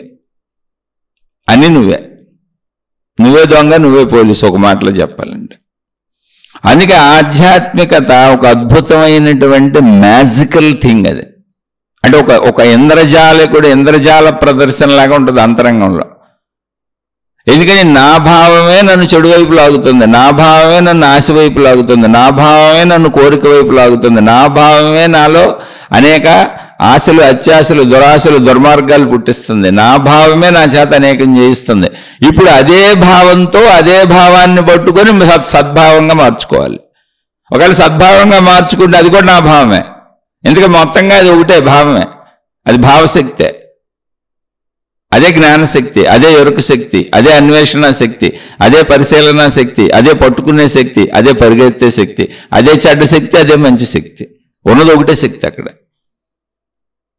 ఇప్పుడు దీన్ని నువ్వు ఇంత జాగ్రత్తగా వాడుకోవాలి. కానీ శరీరం దేనికి అలవాటు పడిపోయింది మనకు సహజంగా? ఆలోచించండి. పంచేంద్రియాలు ఇష్టమైన తినడానికి నాలుక అలవాటు పడిపోయింది, ఇష్టమైన స్పర్శలకి చర్మం అలవాటు పడిపోయింది, స్త్రీ పురుష శారీరక సుఖాలకే శరీరం అలవాటు పడిపోయింది, ఇష్టం వచ్చింది వాకటానికి నోరు అలవాటు పడిపోయింది, ఇష్టం వచ్చినవి చూడటానికి కళ్ళు అలవాటు పడిపోయి ఉన్నాయి, ఏదో నాకు నచ్చినవి వినటానికి చెవులు అలవాటు పడిపోయినాయి, అన్నీ నాకు నచ్చినట్టు జీవించడానికి మొత్తంగా శరీరం అలవాటు పడిపోయింది చిన్నప్పటి నుంచి. ఇప్పుడు ఈ నచ్చినట్టు జీవించటం అనేది కాకుండా నచ్చినట్టు జీవించే జీవన విధానంలో నేను ఎలా జీవిస్తున్నానో, నచ్చినట్టు జీవిస్తున్నానా, నలుగురు మెచ్చేట్టు జీవిస్తున్నానా, మంచిగా జీవిస్తున్నానా, చెడ్డగా జీవిస్తున్నానా అని ఇప్పుడు నీకు నువ్వే చూసుకోవాలి. ఇంతకుముందు నేను చూసుకోవటం అలవాట్లేదు ఎవరికి, నాకు లేదు, మీకు లేదు, ఎవరికి లేదు. జీవించడం అలవాటు ఉంది ప్రతి వ్యక్తికి. జీవించడం సహజంగా ఎలా అలవాటు ఉంటుంది? నాకు నచ్చినట్టు, నాకు నచ్చింది తింటా, నాకు నచ్చింది కట్టుకుంటా, నాకు నచ్చింది నిద్ర వచ్చినప్పుడు నచ్చినప్పుడు పడుకుంటా, నచ్చినప్పుడు లెగుస్తా, నచ్చినట్టు తిరుగుతా, నచ్చినట్టు ఉంటా, అదే జీవితం. కానీ ఇలా నేను మొత్తం నచ్చినట్టుగా జీవించాలి అంటే నా చుట్టూ మనుషుల మధ్యనే జీవించాలి. కాబట్టి నా ప్రవర్తన పక్కన మనుషులకి ఎలా ఉంది, అది కుటుంబ సభ్యులు కావచ్చు, బయట వాళ్ళు కావచ్చు. ధన సంపాదన చేయాలన్నా, స్త్రీ పురుష శారీరక సంబంధాలన్నా, అసలు నేను ఏది చేయాలన్నా మనుషుల మధ్య, మనుషులతో, మనుషుల లోకంలో, మానవ లోకంలో మనుషులతోనే కుదురుతుంది, మనుషులతోనే జరుగుతుంది. ఇంకో మనిషి లేకుండా అసలు జీవించడం, జీవితం సాగడం కుదరదు. కాబట్టి ఇప్పుడు మొత్తం మనుషులతోనే సంబంధం ఉన్న ఈ వ్యవస్థలో మరి నేను తప్పు వెళ్తున్నానా, రైట్ వెళ్తున్నానా ఎలా మరి చూసుకోవాలిగా, నేనే చూసుకోవాలిగా. ఆ చూసుకునే జ్ఞానం నీకున్న జంతువులకు లేదు. జంతువుల కంటే మనిషికి ఉన్నది ఏంటి అంటే, ఒక కుక్క ఆకలేసింది, ఏది దొరికితే తినేస్తుంది. ఇప్పుడు సపోజ్ మనం ఏమన్నా ఇంటిలో పెట్టుకున్నాం, పిల్లో, కుక్కో, ఎలుకో, ఏదో జంతువు, దానికి దొరుకుతుంది అనుకో, తినేస్తుంది. వాళ్ళు ఎవరిదో ఇల్లు, వాళ్ళు పెట్టుకున్నారు, మనం తినకూడదు ఇక్కడ, ఇది పలానా వాళ్ళదే అని దానికి తెలియదు పాపం. ఎందుకని దానికి ఆ విచక్షణ జ్ఞానం లేదు. దానికి ఎక్కడ ఏం దొరికితే అది తినేస్తుంది, కడుపు నిండిపోతే ఇంక వదిలేస్తుంది, వెళ్ళి పడుకుంటుంది అంతే. అలాగే దానికి కోరికొస్తే ఏ స్త్రీ జంతువు కనపడినా కోరిక తీర్చుకుంటుంది, ఏ పురుష జంతువు కనపడినా కోరిక తీర్చుకుంటుంది, అంతే అయిపోయింది, వదిలేస్తుంది, మళ్ళీ వెళ్ళి పడుకుంటుంది. అంతే. దాని ప్రయత్నాలు కూడా అంతసేపే, తర్వాత రెస్ట్ తీసుకుంటూ ఉంటాయి. జంతువులన్నీ చూసుకోండి మీరు, అన్నీ విశ్రాంతిలో ఉంటాయి. కోరిక తీర్చుకుంటే విశ్రాంతి, కడుపు నిండితే విశ్రాంతి, మళ్ళీ దాచుకోవటం అవేం ఉండవు. ఇంకా ఈ స్త్రీ నాదే, ఈ పురుషుడు నాదే, ఆ విధానం వాటికి లేదు. ఇక్కడ మనిషికి వచ్చేటప్పటికి ఏమైందంటే, మనుషుల మధ్య జీవించే మనిషికి జ్ఞానం అధికంగా ఇవ్వబడింది కాబట్టి మనిషి తనను తాను గమనించుకోగలడు. ఇప్పుడు ఒక కుక్క తనను తాను గమనించుకోలేదు, నేను తప్పు చేశానా రైట్ చేశానా, దానికి ఆ విచక్షణ జ్ఞానం లేదు, దానికి అవసరమైన చేయటమే. ఇప్పుడు 10 కుక్కలు పడి ఒక ఇస్త్రాకు మీద పడి ఒక దొరికిన పదార్థం మీద పడి అరుసుకొని కరుసుకొని బలమైన కుక్క తినేసి మిగిలినటిని తరిమేస్తుంది. జంతువులన్నీ ఇంతే, బలమైన జంతువు మిగిలినటిని తరిమేస్తుంది, తాను తినేస్తుంది. జంతువు ప్రవృత్తి ఇంతే. అలాగే బలమైన జంతువులు ఇతర జంతువులతో సుఖాన్ని పొందేస్తాయి. బలమే అక్కడ ప్రధానం, విచక్షణ లేదు వాటికి. మనిషికి అలాగది విచక్షణ ఉంది, తనని తాను చూసుకోగలడు, తనని తాను చూసుకోగలరు స్త్రీ పురుషులు ఎవరైనా సరే. నేను తప్పు చేస్తున్నానా రైట్ చేస్తున్నానా, అది మనకున్న ప్రత్యేకత. లోపలికి వెళ్ళి మనను మనం చూసుకోనంత వరకు మనం జంతువులమే. మనం ఆధ్యాత్మిక విషయాలు వినొచ్చు, మతాల్లో ఉండొచ్చు, మార్గాల్లో ఉండొచ్చు, గురువులతో ఉండొచ్చు, భక్తి కార్యక్రమాలు చేయొచ్చు, దైవ కార్యక్రమాలు చేయొచ్చు, మత ప్రచారాలు చేయొచ్చు, మార్గ ప్రచారాలు చేయొచ్చు, విధాన ప్రచారాలు చేయొచ్చు, గ్రంథ ప్రచారాలు చేయొచ్చు, ఎన్నైనా చేయొచ్చు, ఎన్ని ఆకారాలైనా ధరించవచ్చు, ఎన్ని రంగులైనా ధరించవచ్చు, ఎన్ని రకాల బొట్లైనా పెట్టుకోవచ్చు, ఎన్ని రకాల వేషాలైనా, భక్తి వేషాలు, దైవ వేషాలు, రకరకాలుగా మత వేషాలు వేసుకోవచ్చు, అంటే పైకి కనపడే విధంగా. కానీ ఇవన్నీ జంతు ప్రవృత్తిని దాటినవి కాదు. ఇవన్నీ సామాన్య సాధారణ శరీరానికే చేస్తున్నారు. మీరు వేషం దేనికి వేస్తారు? శరీరానికి వేస్తారు. మామూలు వాళ్ళు బట్టలు కట్టుకోవట్లే, దేవుడి పేరు మీద మీరు రంగు బట్టలు కట్టారు, ఏం తేడా ఏముంది? మామూలు వాళ్ళు అలంకరించుకోవట్లే, బ్యూటీ పార్లర్లు అసలు బేభత్సమైన అలంకరణలు వచ్చినాయి. అందులో మీరేదో మీకు తోచినట్టు బొట్లు ఇవి పెట్టుకొని మేము పలానా దేవుడు పలానా మతం అని చెబుతున్నారు. అంతకంటే పెద్ద విశేషత ఏం లేదు. అవన్నీ శరీర అలంకరణలు, భౌతికము. కాబట్టి అక్కడ వరకు జంతు ప్రవృత్తి ఉంది. అందుకనే ఈ జంతు ప్రవృత్తి ఎంత దారుణంగా ఉందంటే, అసలు ఈ మతం వాళ్ళు ఆ మతం వాళ్ళని తిడతారు, ఈ మతం వాళ్ళు ఆ మత దేవుణ్ణి తిడతారు, ఆ మత అనుచరుల్ని తిడతారు. అసలు మతం, ప్రతి మతము పక్క మతపు దేవుణ్ణి అడ్డమైన బూతులు తిడుతున్నారు. వెళ్ళి యూట్యూబ్ నిండా ఉన్నాయి చూసుకోండి, దేవుళ్ళనే తిడుతున్నారు అసలు. అంటే ఇది భౌతికము, జంతు ప్రవృత్తి అని ఎందుకు చెప్పానంటే, కుక్కలు పోట్లాడుకున్నట్టుగా, కాట్లాడుకున్నట్టుగా, జంతువులు పోట్లాడుకున్నట్టుగా, లాక్కున్నట్టుగా, బలం ఉన్న జంతువు బలహీన జంతువుల మీద దాడి చేసేసినట్టుగా, ఇక్కడ బలం ఉన్న వాళ్ళు మతాలు అవ్వచ్చు, దేవుళ్ళు అవ్వచ్చు, ప్రచారాలు అవ్వచ్చు, బలం ఉన్న వాళ్ళు బలహీనుల మీద దాడులు చేస్తూనే ఉన్నారు.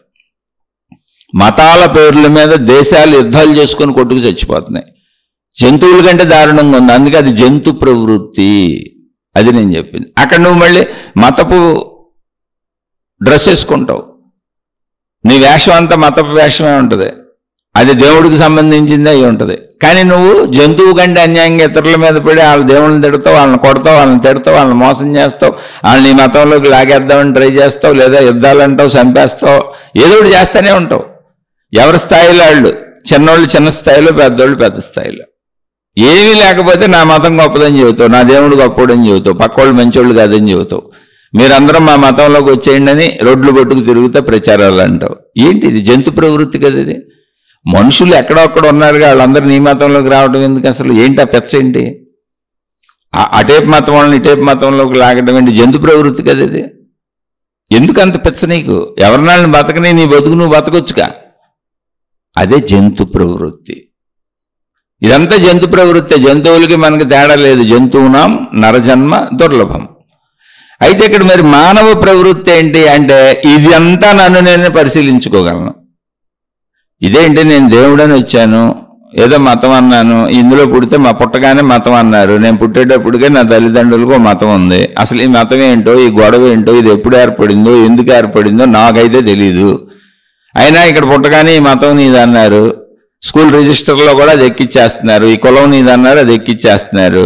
అసలు ఎందుకు వచ్చినాయో మతాలు కులాలు నాకు తెలియదు, అది వ్యావహారికంలో ఏర్పడినటువంటి విషయాలు కులాలు. ఎప్పుడో వృత్తులను బట్టి వచ్చినాయి. ఇప్పుడు అవన్నీ మారిపోయినా కులాలు అలాగే ఉన్నాయి. మతాలు ఎవరో మనుషులను అనుసరిస్తూ వాళ్ళు ఏర్పాటు చేశారు. ఎవరో ముందోళ్ళు మతాలు తయారు చేశారు. ఇక అందులో అనుసరించిన వాళ్ళందరూ అందులో పుట్టినట్టే అంటున్నారు. మతం నా ఎన్నిక కాదు, కులం నా ఎంపిక కాదు, అది తప్ప రైట్ అని నేను విచక్షణతో ఆలోచించి చేసింది అసలు కాదు. పోనేదో వచ్చాను, ఓకే. ఇప్పుడు నేను ఎలా ఉంటున్నాను, ఇప్పుడు ఈ మతం ఎందుకు అసలు, ఈ దేవుడు ఎందుకు అసలు, ఈ గురువు ఎందుకు అసలు, ఈ జ్ఞానం ఎందుకు అసలు, ఈ మాతాజీ ఎందుకు అసలు, ఈ జ్ఞాన గ్రంథం ఎందుకు అసలు, అసలు ఈ భక్తి ఎందుకు అసలు, ఈ ఆధ్యాత్మికత ఎందుకు అసలు, ఈ ఆత్మజ్ఞానం చదువు ఎందుకు అసలు, ఈ ఆధ్యాత్మిక చదువు ఎందుకు అసలు, అసలు ఈ దేవుడి వైపు ఎందుకు వచ్చాను, నీకు నువ్వు ప్రశ్న వేసుకో. అంటే కేవలం మంచి కోసం తప్ప ఇంకేం సమాధానం ఉండదు అక్కడ ఎవరికి, నిజాయితీ పరులకి.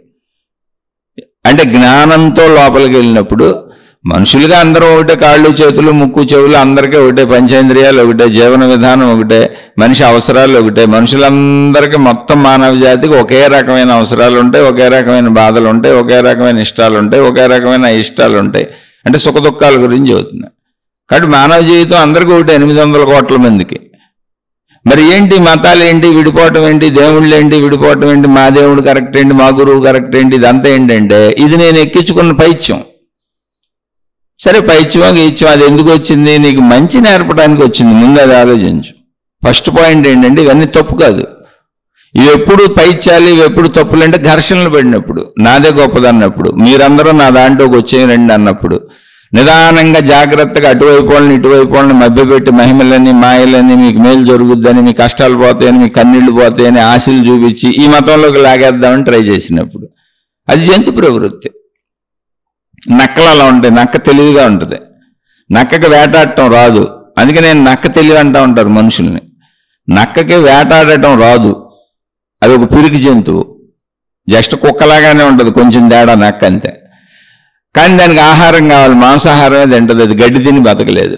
అందుకని అది పులులు సింహాలు లాంటి ధైర్యమైన జంతువులు వేటాడి తిని వదిలేసి వెళ్ళిపోతే, కడుపు నిండేసి వదిలేసి వెళ్ళిపోతాయి. కడుపు నిండినాక అప్పుడు వెళ్ళి నక్కలు వాటిని తింటూ ఉంటాయి, సొంత వేట చేయలేవే. ఇదంతా ఆ మతం వాళ్ళని ఇందులోకి లాగేద్దాం, ఆ గురువు వాళ్ళని ఇందులోకి లాగేద్దాం, మా దేవుడే గొప్పని చెబుదాం, మా మతమే గొప్పని చెబుదాం, మాయలు మహిమల్లో నమ్మిద్దాం, అనేక రకాల చిత్ర విచిత్రమైనటువంటి చెప్పి ప్రజల్ని నమ్మించేసి ఇందులోకి బురుడీలు కొట్టించి లాగించేద్దాం, పాపం ప్రజలు అమాయకులే కదా, ఎవరేం చెప్పినా నమ్ముతారు అనేటువంటి అన్ని నక్క తెలివితేటలు. అందుకని జంతు ప్రవృత్తి అని చెప్పాను. అలా అని మతాలు తప్ప, మార్గాలు తప్ప, గురువులు తప్ప, దేవుళ్ళు తప్ప, గ్రంథాలు తప్ప అంటే అసలు నేను ఎప్పుడూ చెప్పట్లేదు తప్పని. నిన్ను నీ లోపలికి పంపగలిగితే, నిన్ను నీకు చూపించగలిగితే, నువ్వు నిన్ను దిద్దుకోవటానికి అవి సాయపడితే, నిన్ను నువ్వు దిద్దుకోవడానికి ఇవన్నీ సాయపడితే ఖచ్చితంగా ఇవన్నీ కరెక్టే. ఎందుకని లోపల దిద్దుకోవడం నీ వల్లనే అవుతుంది. నీ లోపలికి ఎవరు రాలేరు, భావాన్ని ఎవరు దిద్దలేరు, భావాన్ని ఎవరు సరిచేయలేరు, ఆలోచనని ఎవరు సరిచేయలేరు. ఎందుకంటే అది నీ అంతరంగంలో జరుగుతుంది, అది నీకు మాత్రమే తెలుస్తుంది, ఇంకోళ్ళకి తెలియదు అసలు. ఎవరైనా ఇలా పైనుంచి ఏదన్నా చెప్పగలరు. ఇప్పుడు నేను మాట్లాడినట్టు భాషతో చెప్తున్నా, అలా దేవుళ్ళు చెబుతారు, గురువులు చెబుతారు, మాతాజీలు చెబుతారు, జ్ఞాన గ్రంథాలు చెబుతాయి, మత ప్రవక్తలు చెబుతారు, మతాలు చెబుతాయి, ఏదైనా ఇలాగే శబ్దరూపం అక్షర రూపం ఎవరి భాషలో వాళ్ళు చెబుతారు. కానీ నీ లోపలికి వచ్చి ఏం చేయలేరు వాళ్ళు. వీటిని అన్నింటినీ లోపలికి తీసుకొని ఇలా ఉండవచ్చు, ఇలా ఉండకూడదు అనేటువంటివి తెలుసుకొని నీ లోపలికి నువ్వు వెళ్ళగలిగిన శక్తి నీకున్నది మనిషిగా, అది జంతువులకు లేదు. కానీ మనం ఏం చేస్తున్నాం, విని వదిలేస్తున్నాం, చదివి వదిలేస్తున్నాం, ఆచార సాంప్రదాయాలు పాటించి వదిలేస్తున్నాం, మనం కట్టుకున్న ప్రార్థనాలయాలకు వెళ్ళి దర్శనాలు చేసి వదిలేస్తున్నాం. ఆ ప్రార్థనాలయాల్లో ఆ గురువులు, ఆ మహాత్ములు, ఆ మతాలు, ఆ విధానాలు చెప్పినటువంటి వాటిని అక్కడ ఏం చేయమన్నారో అవి చేసి వదిలేస్తున్నాం. కాస్త డబ్బులు ఇచ్చేసి, కాస్త తుడిచేసి, కాస్త సేవలు చేసేసి అలా విషయపరంగా వదిలేస్తున్నాం. అంత భౌతికంలో శరీరంతో చేసి వదిలేస్తున్నాం. అంతరంగంలో గుణమార్పుకి, భావమార్పుకి దాన్ని వాడుకోవాలి. అది జ్ఞానం, అది మనిషికున్న ప్రత్యేక జ్ఞానం. ఒక కుక్క అలా కూర్చొని తన లోపలికి వెళ్ళి తాను ఎలా ప్రవర్తిస్తున్నానో, ఒక నక్క, ఒక పులి, ఒక సింహం, ఒక జంతువు ఏది కూడా తన లోపలికి వెళ్ళి తాను ఎలా ప్రవర్తిస్తున్నాను అనేటువంటి తనను తాను చూసుకునే పని చేయలేదు. గుణమార్పు తెచ్చుకోవటానికి వాటికి అసలు ఛాన్స్ సృష్టి ఇవ్వలేదు. ఒక్క మనిషికి తప్ప కింద దేనికి లేదు, మనిషికి మాత్రమే ఉంది. అది ఆధ్యాత్మికత. వినటం ఆధ్యాత్మికత కాదు, చూడటం ఆధ్యాత్మికత కాదు, తిరగటం ఆధ్యాత్మికత కాదు. మీరు భౌతికంగా శరీరంతో చేసేది ఏది ఆధ్యాత్మికత కాదు. అవి మీరు ఏమేం చేయొచ్చు. ఇప్పుడు మీరు దైవీ కార్యాలలో మేము శరీరంతో చేస్తున్నామండి, భౌతికంగా చేస్తున్నామండి, తిరుగుతున్నామండి, డబ్బులు ఇస్తున్నామండి, సేవలు చేస్తున్నామండి, అనేకం చేస్తున్నామండి అన్నారనుకో, భౌతికంగా మామూలు వాళ్ళు కూడా అనేక పనులు చేస్తున్నారు శరీరంతో. పొద్దున్న లెగిస్తే రైతులు సాయంత్రం వరకు పొలంలో కష్టపడుతూనే ఉంటారు. సినిమా యాక్టర్లు షూటింగ్లని అయ్యని ఇయ్యని అందరూ కష్టపడి శరీరంతోనే చేస్తున్నారు. అందరూ దొంగలు కూడా శరీరంతో చేస్తున్నారు, దోపిడీదారులు కూడా శరీరంతో చేస్తున్నారు, మంచోళ్ళు శరీరంతో చేస్తున్నారు, చెడ్డోళ్ళు శరీరంతో చేస్తున్నారు. శరీరమే నేను అనుకొని అందరూ జీవిస్తున్నారు. అలాగే శరీరంతో నువ్వు భౌతికంలో భౌతిక శరీరంతో, ఇంద్రియ శరీరంతో నువ్వు దేవుడికి చేసినా, మతానికి చేసినా, గురువుకి చేసినా, భౌతిక కార్యాలు ప్రపంచంలో ఏం చేసినా వాటికి ప్రచారాలని పేరు పెట్టినా, ఆర్భాటాలని పేరు పెట్టినా, ఆరాటాలని పేరు పెట్టినా, ఆ మతం వాళ్ళని ఈ మతంలోకి, ఈ మతం వాళ్ళని ఆ మతంలోకి నువ్వు ఎన్ని చేసినా, ఎంతమందిని తిట్టినా అది భౌతికమే. భౌతికంలో అందరూ ఆ పనులు చేస్తున్నారు, నువ్వు ఈ పనులు చేస్తున్నావు, అంతే, ఏం లేదు. పైగా ఈ మళ్ళీ దేవుడి పేరు మీద వెళ్ళే మార్గాలలో ఫ్రీ మనీ, చక్కగా ఉచిత డబ్బు, కష్టపడకుండా వచ్చి నీకు డబ్బులు దాని అన్నాలు పెట్టిచ్చేస్తారు. చక్కగా ఫ్రీగా సేవలు నీకు. ఇంకా ఈ ఫ్రీ ఇంకా నాశనం అయిపోతావు నువ్వు ఇంకా నాశనం చేసేసుకుంటావు. ఉచిత కీర్తి ప్రతిష్టలు, ఉచిత సేవలు, ఉచిత డబ్బు కష్టపడకుండా పొందేస్తూ ఉంటావు. అన్నీ ఉచిత గౌరవాలు. పాపం అమాయకమైన ప్రజలకు తెలియదుగా ఇవన్నీ. ఊరికనే ఆ వేషాలు చూసి, ఆ భాషలు చూసి పాపం ఇచ్చేస్తుంటారు డబ్బులు. అది కాదు, ఆ పాపాలతో నాకేం సంబంధం లేదు లేండి, అసలు ఆ గొడవ నాకెందుకు, అర్థం అవడానికి చెబుతున్నా. ఆధ్యాత్మికత అనేది భౌతికంగా శరీరంతో చేసేది కాదు. శరీరంతో నువ్వు చేసేటువంటి ప్రవర్తన, మాట, తీరు, ఇంద్రియ పనులు, ఇంద్రియ కోరికలు, ఆశలు, నువ్వు చేసే ప్రతి పని, శరీరంతో నువ్వు చేసే ప్రతి పనిని ఆ పని చేయడానికి నీ లోపల భావం గదుపుతూ ఉంటుంది. అందుకని ముందు శరీరంతో చేయడానికి ముందే భావంలోకి వెళ్ళి భావాన్ని గమనిస్తుంటావు. అంటే నీ లోపలికి నువ్వు వెళ్ళి కూర్చుంటావు. అదే ఆధ్యాత్మికం. నీ లోపలికి నువ్వు వెళ్ళకపోతే అసలు ఆధ్యాత్మికమే కాదు. నీ లోపల నువ్వు కూర్చోకపోతే అసలు ఆధ్యాత్మికమే కాదు. ఎందుకు ఇది చెబుతున్నానంటే, నీ లోపలికి వెళ్ళకుండా ఎలా మారుతావు? నువ్వు విన్నావు, వింటే ఎలా మారిపోతావు? చేసేది శరీరం కదా, శరీరం చేత చేయించేది భావం కదా. ఆల్రెడీ ఇవన్నీ లోపల తయారు చేసేసుకొని చిన్నప్పటి నుంచి అన్ని చేసుకుంటూ వచ్చేసి మంచో చెడో గుణాలు, స్వభావం, ప్రవర్తన విధానం ఏర్పడిపోయింది కదా. ఒక క్యారెక్టర్ వచ్చేసింది కదా. ఓ డబ్బు పిచ్చో, ఒక స్త్రీ పిచ్చో, రకరకాల పిచ్చులు, తిండి పిచ్చి, ఆ పిచ్చి, ఈ పిచ్చి, అన్ని పిచ్చులు ఎక్కిచ్చేసుకున్నాం కదా. నేను, నాది, నా వాళ్ళు పెంచేసుకున్నాం కదా. ఇప్పుడు ఎన్ని విన్నా దీన్ని డామినేట్ ఎలా చేయగలదు అది? ఎందుకని ఇది క్రియాత్మకం అయిపోయింది. ఓ స్త్రీ పురుష కలయిక క్రియాత్మకం అయిపోయింది. ఓ ధన సంపాదన క్రియాత్మకం అయిపోయింది. శరీరం చేసేస్తుంది, భావం చేసేస్తుంది లోపలికి వెళ్ళి. అలా తప్పులు ఒప్పులు అన్ని క్రియాత్మకం అయిపోయినాయి. కానీ వినటం ఓన్లీ వినికిడే. అది శరీర క్రియాత్మకతని మార్చలేదు. ఎందుకని శరీర క్రియాత్మకత ఎక్కడ, దేం చేతిలో ఉంది? భావం చేతిలో ఉంది. భావం ఎప్పటి నుంచో తయారైపోయింది. భావాల లోపలన్నీ స్థిరపడిపోయినాయి. అది మనసు అయిపోయింది, కోరికలు అయిపోయినాయి, గుణాలు అయిపోయినాయి, స్వభావం అయిపోయింది. అదే నేనైపోయాను. ఇప్పుడు నన్ను నేను గమనించుకొని నన్ను నేను మార్చుకోవాలంటే ముందు నేను ఎక్కడికి వెళ్ళాలి? ఇప్పుడు నా భావం దగ్గరికి వెళ్ళి కూర్చోవాలి. నేను శరీరంలోంచి నా భావం దగ్గరికి వెళ్ళి కూర్చోవాలి. శరీరంలో ఉన్నంతసేపు నేను జంతువుతోనే సమానం, అది భౌతికమే. ఎందుకని? శరీరంతో ఉన్న జంతువులేవి వాటి భావాల దగ్గరికి వెళ్ళలేవు. అందుకే అవి వాటిని మార్చుకోలేవు. వాటిది ఆ వెళ్ళే అవకాశం సృష్టి ఇవ్వలేదు. కాబట్టి వాటిది ఫిక్స్డ్ జీవితం. అది అలా జీవించాల్సిందే. ఆ ఫిక్సేషన్లో ఉన్నాయి. అందుకే జంతువులకు పాపపుణ్యాలు ఉండవు, మనుషులకే ఉంటాయి. అందుకే జంతువులు ఎటువంటి నియమాలు ఏర్పాటు చేసుకోలేదు, వ్యవస్థను ఏర్పాటు చేసుకోలేదు. మనిషి చేసుకున్నాడు. ఎందుకని? ఆ జ్ఞానం ఉంది కాబట్టి, గమనించుకోగలడు కాబట్టి. అలా గమనించిన వాళ్ళు సృష్టి నడకకు ఆధారంగా చేసిన ఏర్పాట్లు, చట్టాలు, న్యాయాలు, వ్యవస్థలు. వాళ్ళ ప్రజాస్వామ్య ప్రభుత్వం దాకా వచ్చాం. అలా ఇవన్నీ మన జ్ఞాన సంపదలో మనం అభివృద్ధి చేసుకోవడానికి నువ్వు ఎందుకు మారలేకపోతున్నాను ఎన్నిసార్లు విన్నా, ఎంతమంది గురువుల దగ్గరికి వెళ్ళినా, సంవత్సరాల నుంచి గురువులను అనుసరిస్తున్నా, సంవత్సరాల నుంచి పుట్టుకతో మతాల్లో సాగుతున్నా, పుట్టుకతో మత అభ్యాసాలు, మత సాధనలు, మత ప్రాక్టీసులు చేస్తున్నా, నిత్యం ప్రార్థనాలయాలకు వెళుతున్నా, ఎన్ని గ్రంథాలు చదువుతున్నా ఎందుకు మారలేకపోతున్నానంటే నువ్వు శబ్దాలు మాత్రమే వింటున్నావు, అక్షరాలు మాత్రమే వింటున్నావు. అది పుస్తక రూపం కావచ్చు. నీ అంతరంగంలో భావజాలం, నీ శరీరాన్ని కదిపే భావజాలం ఏదుందో, నేననే భావజాలం ఏదుందో, నేననేటువంటి కోరికల మనసు ఏదుందో, నేను అనుకునే స్వభావం ఏదుందో, నేను అనుకునే గుణం ఏదుందో, నేను అనుకునేటువంటి నా సర్వస్వము మనసు శరీర యాక్షన్స్ ఏమున్నాయో, భావము శరీరముల కలయికతో జరిగే పనులు ఏమున్నాయో అవన్నీ ఆల్రెడీ ఫిక్స్ అయ్యి వెళ్ళిపోతున్నాయి, క్రియాత్మకంగా సాగిపోతున్నాయి. ఇప్పుడు దాన్ని మార్చాలి. ఎలా మార్చుకోవాలి దాన్ని? ఈ విన్న జ్ఞానంతో లోపలికి వెళ్ళి కూర్చో. నువ్వేం పెద్ద జ్ఞానం కూడా అక్కర్లేదు దీనికి, జస్ట్ మంచి చెడు.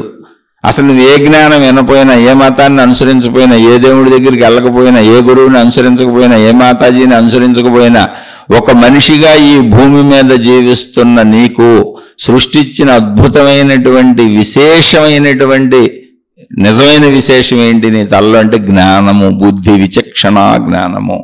నీకెవ్వరూ ఏం చెప్పక్కర్లా, తప్పు రైటు నీకే తెలుసు.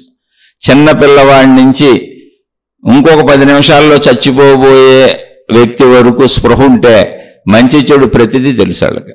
ఎందుకని మనలోనే తెలిసేలా జీవన విధానం ఉంది. ఆ మంచి చెడు తెలిసే జీవన విధానం, మనలో ఉన్న విచక్షణ జ్ఞానం, బుద్ధి అనేది ఏదుందో, నాకు ఆలోచన వచ్చింది. ఇప్పుడు పరస్త్రీని చూడగానే వ్యామోహం కలిగింది, పరపురుషుడిని చూడగానే వ్యామోహం కలిగింది, పరధనం చూడగానే వ్యామోహం కలిగింది. ఆ ధనం కొట్టేద్దాం అనిపించింది, ఏదో తప్పు చేద్దాం అనిపించిందో, సిగరెట్ కాలుద్దాం అనిపించిందో, మందు తాగుదాం అనిపించిందో, ప్యాకెట్ ఆడదాం అనిపించింది, ఏదో ఒకటి అనుకోండి చెడు అనిపించగానే నా లోపలే చెబుతుంది ఇది తప్పు చెయ్యకు, దీనివల్ల సిగరెట్ నీ ఆరోగ్యం పాడైపోద్ది, మందు తాగడం వల్ల నీ ఆరోగ్యం పాడైపోద్ది, పరస్త్రీ వ్యసనం మంచిది కాదు, ఇది బయట పెడితే ఆ స్త్రీకి నష్టం, నీకు నష్టం, నీ కుటుంబ జీవితం పాడైపోద్ది, నీ భార్యాపిల్లలు ఏమైపోతారు, ఇదంతా నీకు అవమానాలు పాలైపోద్ది, అది లోపల చెబుతూనే ఉంటుంది. పరధనాన్ని అపహరించుకో, అది తప్పు, నీ ధనం అలాంటిది, వాళ్ళ ధనం అలాంటిదే, ఒకళ్ళు దొరికితే నీవు దొంగవైపోతావు, లోపల చెప్పుద్ది, అది అన్నీ చెప్పుద్ది. ఈ చెప్పే ఏర్పాటు ఉందే అది స్పెషల్ ఎఫెక్ట్. మనిషికి జ్ఞానం మార్పు అక్కడ జరుగుద్ది. మీరు ఆ పాయింట్ దాకా రాకుండా మారలేరు ఎవరో. ఆ చెప్పే వ్యవస్థ దగ్గరికి వచ్చి దాన్ని బలపరుచుకోవాలి మీరు. అది బుద్ధి. జ్ఞానంతో బుద్ధిని బలపరుచుకొని మీ లోపలికి మీరు వెళ్ళి కూర్చొని తప్పు ఒప్పులు చెబుతున్నటువంటి బుద్ధిని అంగీకరించడం నేర్చుకోండి. నువ్వు చెప్పేది కరెక్టే, అవును, ఓ బుద్ధి, ఓ విచక్షణ జ్ఞానమా, నాలోనే నాకు ప్రత్యేకముగా ప్రసాదించబడినటువంటి విచక్షణ జ్ఞానమా, జంతువుల నుంచి నన్ను వేరు చేసి మనిషిగా నిలబెట్టినటువంటి బుద్ధి అనబడే విచక్షణ జ్ఞానమా, ఇది నాకు సృష్టించినటువంటి ప్రత్యేక వ్యవస్థ. కాబట్టి నిన్ను నేను నిలబెట్టుకుంటాను, మనసుని కోరికలతో పరిగెత్తకుండా విచక్షణ జ్ఞానంతో మనోకోరికలను, శరీర అవసరాలను తీర్చుకుంటాను అని నువ్వు బుద్ధికి విలువ ఇవ్వాలి. నీ బుద్ధికి నువ్వే విలువ ఇవ్వాలి. నీ బుద్ధికి పక్కోడు ఎవరు విలువిస్తాడు? నీ బుద్ధి బలాన్ని దేవుడు ఎలా పెంచగలడు? నీ బుద్ధి విలువని గురువు ఎలా పెంచగలడు? నీ బుద్ధి విలువని గ్రంథం ఎలా పెంచగలదు? నీ బుద్ధి విలువని బయట వాళ్ళు ఎలా పెంచగలరు? అది నీ లోపల ఉంది కదా. దాన్ని బతికించి ముందు చంపేయకుండా లోపలికి వెళ్ళు. కాబట్టి ఇక్కడ నీకు ఎవరో బోధలు కూడా చేయక్కర్లా. అసలు నువ్వు మారాలంటే నువ్వేం వినక్కర్లా. ప్రతి మనిషికి జీవన విధానంలో మంచి చెడు తెలుసు. మంచి చేయి, చెడు చేయబాకంతే, అయిపోయింది. ఒకవేళ వినాలి అంటే ఏం వినాలి అంటే, ఒకవేళ నిజంగా విని తెలుసుకుందాం, ఆధ్యాత్మిక చదువు, ఆత్మజ్ఞానము అంటే, నేను అనంత ఆత్మశక్తి నేను ఎరుక సహజంగా మనుషులకు ఉండదు. నేను శరీరం అనే భావన ఉంటుంది. ఆ శరీర భావనలో తప్పులో ఒప్పులో చేస్తున్నప్పుడు బుద్ధి తప్పు రైట్ చెబుతుంది. కాబట్టి తప్పుని చేయబాక రైట్ని చెయ్యి, ఇది సహజ జ్ఞానం. కాదంటే దానికి చట్టాలు ఉన్నాయి, న్యాయాలు ఉన్నాయి, ధర్మాలు ఉన్నాయి. నువ్వు కాదని తప్పులు చేసినా ఇక్కడ ఎవరో ఒప్పుకోరు, నేను చితక్కొడతారు, నీ కర్మను నువ్వు అనుభవిస్తావు. చాలా మందిని తప్పుడోళ్ళని ప్రపంచం దూరంగా పెడతానే ఉందిగా.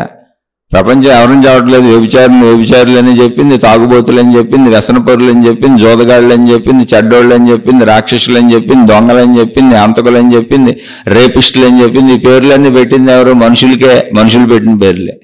కాబట్టి మీరు ఆ కర్మలు అనిపిస్తారు. మోసగాళ్ళు, అన్యాయాలు, అక్రమాలు, అబద్ధాలు అన్నీ చెప్పిందిగా. ఈ పేర్లన్నీ ఎక్కడి నుంచి వచ్చినాయి? మనుషుల కోసం మనుషులు పెట్టినాయే. ధర్మంగా ఉన్నవాళ్ళు మంచోళ్ళని చెబుతుంది.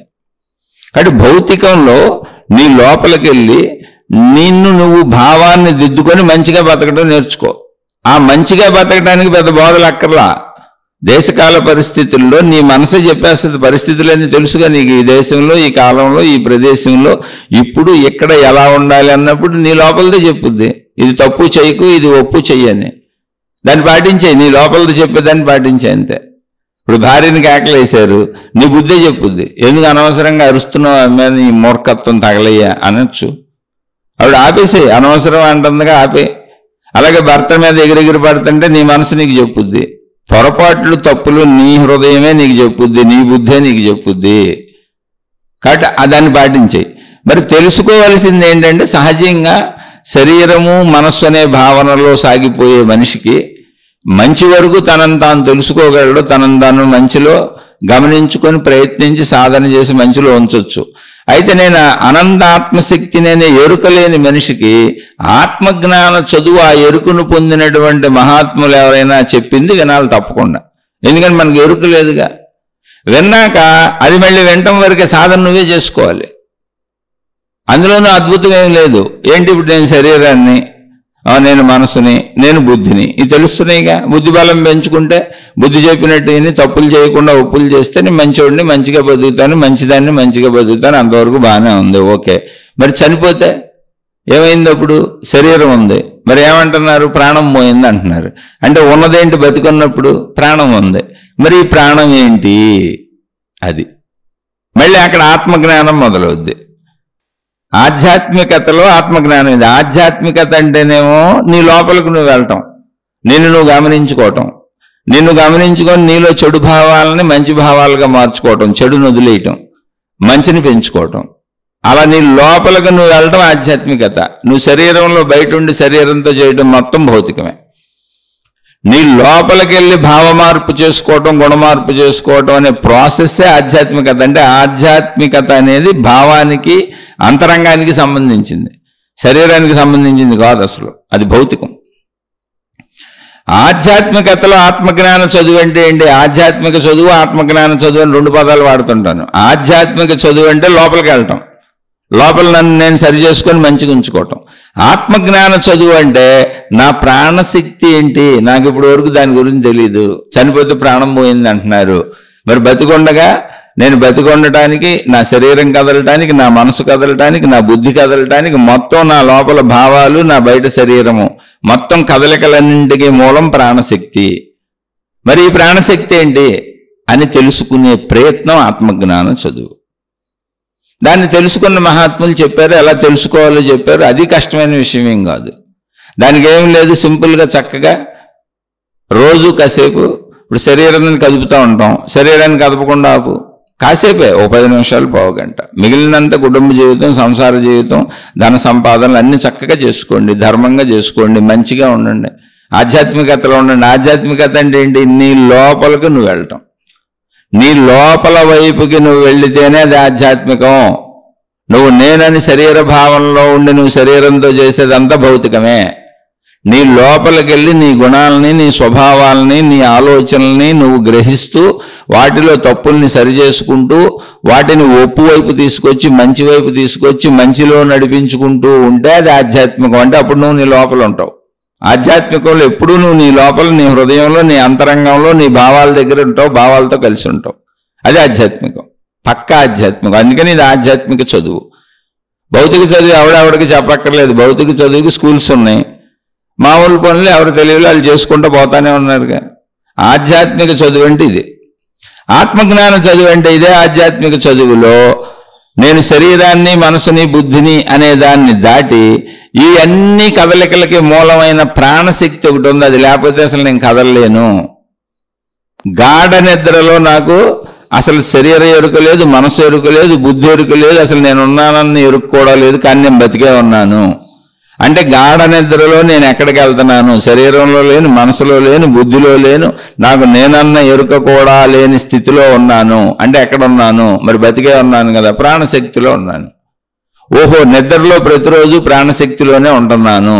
మళ్ళీ మెలకు వచ్చినాక మనసు కలవటం చేత నేనని తెలుస్తున్నది.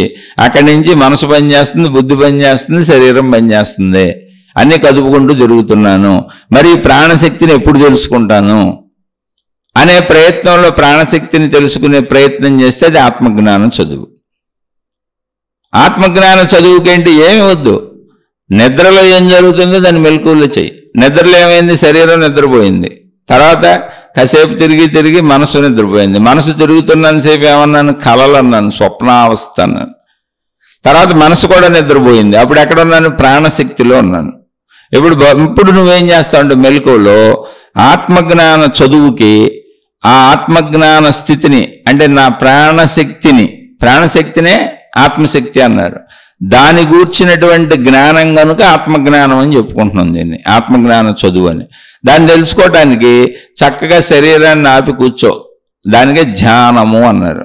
ధ్యానము అంటే ఏంటి, నేను అనంత ఆత్మశక్తిని తెలుసుకోవటానికి నా లోపలికి నేను వెళ్తున్నాను, నా బయట నేను తిరగను. కాబట్టి కళ్ళు మూసుకొని శరీరాన్ని ఆపేసి కూర్చున్నాను. ఇప్పుడు లోపల ఏమవుద్ది, మనసు తిరుగుద్ది. మనసును కూడా చెప్పను, ఎందుకంటే నిద్రలో మనసు తిరిగితే అది స్వప్నావస్థ అయింది. ఆ తిరిగే మనసు ఎలా తిరుగుద్ది, శరీరంతో నేనేం చేశానో, శరీరాన్ని ఎలా తిప్పానో అలాగే కళల్లో తిరుగుద్ది. అంతకంటే గొప్ప విశేషం ఏం లేదు. కాదు, శరీరం లేదంతే, అక్కడ శరీరం లేదు, కానీ శరీరంతో తిరిగినట్టే తిరుగుద్ది. అన్ని శారీరక విషయాలే ఉంటాయి, అక్కడ ప్రాపంచిక విషయాలే ఉంటాయి. కాబట్టి స్వప్నావస్థకి విలువ లేదు. కాబట్టి ఇప్పుడు నేను శరీరాన్ని ఆపి కూర్చొని నా లోపలికి వెళ్ళి మనసును కూడా వదిలేసి, అంటే ఎందుకు వదిలేసి అంటున్నానంటే మనసుని ఆపటం సాధ్యం కాదు. కానీ దాన్ని పట్టించుకోబాక, దాని ఆలోచనలు పట్టించుకోబాక, దాని భావాలు పట్టించుకోబాక, ఆ భావాలతో ఆలోచనలతో పరిగెట్టబాక, అవి చేయాలని వెళ్ళబాక. ఎందుకని, కాసేపు ఆత్మజ్ఞాన చదువుకి ఆత్మజ్ఞాన సాధనకి కూర్చున్నావు నువ్వు. అంటే నీ ప్రాణశక్తిని నువ్వు తెలుసుకునే ప్రయత్నం చేస్తున్నావు నీ లోపలికి వచ్చావు. అందుకని మనసుని కూడా ఆపి, లేదా పట్టించుకోకుండా వదిలేసి, లేదా దాని మీద దృష్టి పెట్టకుండా వదిలేసి, అంటే ధ్యాసను దేని మీద పెట్టకుండా ఉండటం అనే ప్రక్రియ పేరు ధ్యానం. ఏ ధ్యాస లేని స్థితి ధ్యానం. ఆ స్థితికి వస్తే నా ప్రాణశక్తిలోకి వెళ్ళిపోతా. అంటే శరీరాన్ని దాటి మనసును దాటగానే ప్రాణశక్తిలోకి వెళ్ళిపోతా. ప్రాణశక్తిలోకి వెళ్తే ఎలా ఉంటుంది, గాఢ నిద్రా స్థితిలో ఎలా ఉన్నదో నేను అనే భావన కూడా నాకు ఎలా తెలియలేదో, అలా నేను ధ్యానంలో ఏ ధ్యాస లేకుండా కూర్చొని శరీరాన్ని దాటి, మనసుని దాటి, బుద్ధిని దాటి, నా భావాలు ఆలోచనలు అన్నింటినీ దాటేసి ప్రాణశక్తిలోకి వెళ్ళగలిగితే ఎలా ఉంటుంది అంటే నిశ్చల నిర్మల ప్రశాంత స్థితిగా ఉంటుంది. ఒక మాటలో చెప్పాలంటే ఆకాశ స్థితిలో, ఆకాశతత్వంలో లీనమైపోతాను. సర్వవ్యాపకతని అనుభవిస్తాను, ఏకత్వాన్ని అనుభవిస్తాను. ఎందుకంటే అక్కడ ద్వంద్వత్వం ఉండదు, ఒక గుణం ఉండదు, ఒక రూపం ఉండదు, ఒక రుచి ఉండదు, ఒక రంగు ఉండదు, ఒక వాసన ఉండదు, ఒక పరిమితి ఉండదు. ఎందుకని గాఢ నిద్రలు ఇదేమి లేదు, చూసుకోండి. ఆ పరిమితి లేనటువంటి అనంత స్థితి నా ప్రాణశక్తి. అయితే నేను శరీరంతో ఉన్నాను కనుక, ఈ శరీర భావనలో నేను శరీరం పరిమితం అనుకుంటున్నాను కనుక, నేను శరీరం పరిమితం అనుకున్నప్పుడు నా లోపలికి నేను వెళ్తున్నాను కనుక నా మనసు కూడా పరిమితమని భావించుకుంటాను. నా మనసు కూడా పరిమితమని భావించుకుంటున్నాను కనుక నా ప్రాణశక్తి కూడా పరిమితమని భావించుకుంటున్నాను. కానీ ప్రాణశక్తిలోకి వెళ్ళినాక తెలుస్తుంది అది అపరిమితము, అనంతము, సర్వవ్యాపకము. దానికి శరీరం వలె పరిమితి లేదు, గుణం లేదు, రంగు రుచి వాసన లేదు, మనసు వలె కోరికలు లేవు, భావాలు లేవు, ఆలోచనలు లేవు, ఏమి లేవు. అది నిశ్చలంగా నిర్మలంగా ఉన్నది. అందువలనే నాకు గాఢ నిద్రా స్థితిలో నేనున్నానన్న ఎరుక కూడా లేదు. నేనున్నానన్న ఎరుక లేదు, ఎంత ఉన్నానన్న ఎరుక లేదు, ఎక్కడున్నానన్న ఎరుక లేదు, అసలు నా ఎరుక నాకే లేదు. ఎందుకని అది సర్వవ్యాపకము. అలా సర్వవ్యాపకముగా సృష్టిలో ఉన్నది కేవల ఆకాశము మాత్రమే. ఆ ఆకాశతత్వంలో లీనమైపోతాను. అదే అనంత ఆత్మశక్తి, అదే నా ప్రాణశక్తి. ఇది ఆత్మజ్ఞాన చదువు.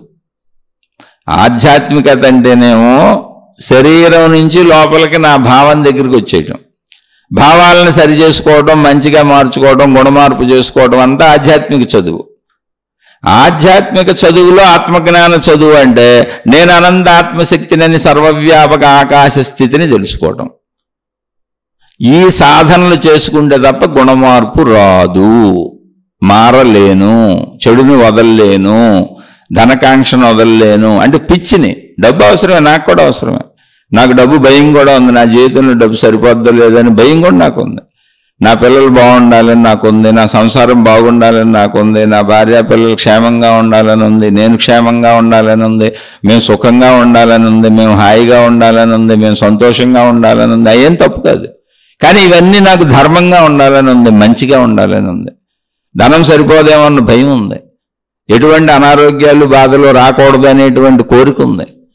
సంతోషంగా మంచిగా బతకాలి అన్నీ ఉన్నాయి నాకు, మనుషులు గుండె అన్నీ ఉన్నాయి. కానీ వీటిని అధర్మంగా తీర్చుకోకూడదు, అన్యాయంగా తీర్చుకోకూడదు. ఇతరులను మోసం చెయ్యను నేను. ఒకవేళ కాదు తీర్చుకుంటానన్నా కర్మఫలం వచ్చి మీద పడిపోద్ది. నేనేమి అన్యాయంలో అక్రమంలో తీర్చుకోగలిగి కర్మఫలాన్ని అనుభవించకుండా అన్నిటినీ పొందేయగలిగిన సమర్థుడు భూమి మీద ఎవరు లేరు.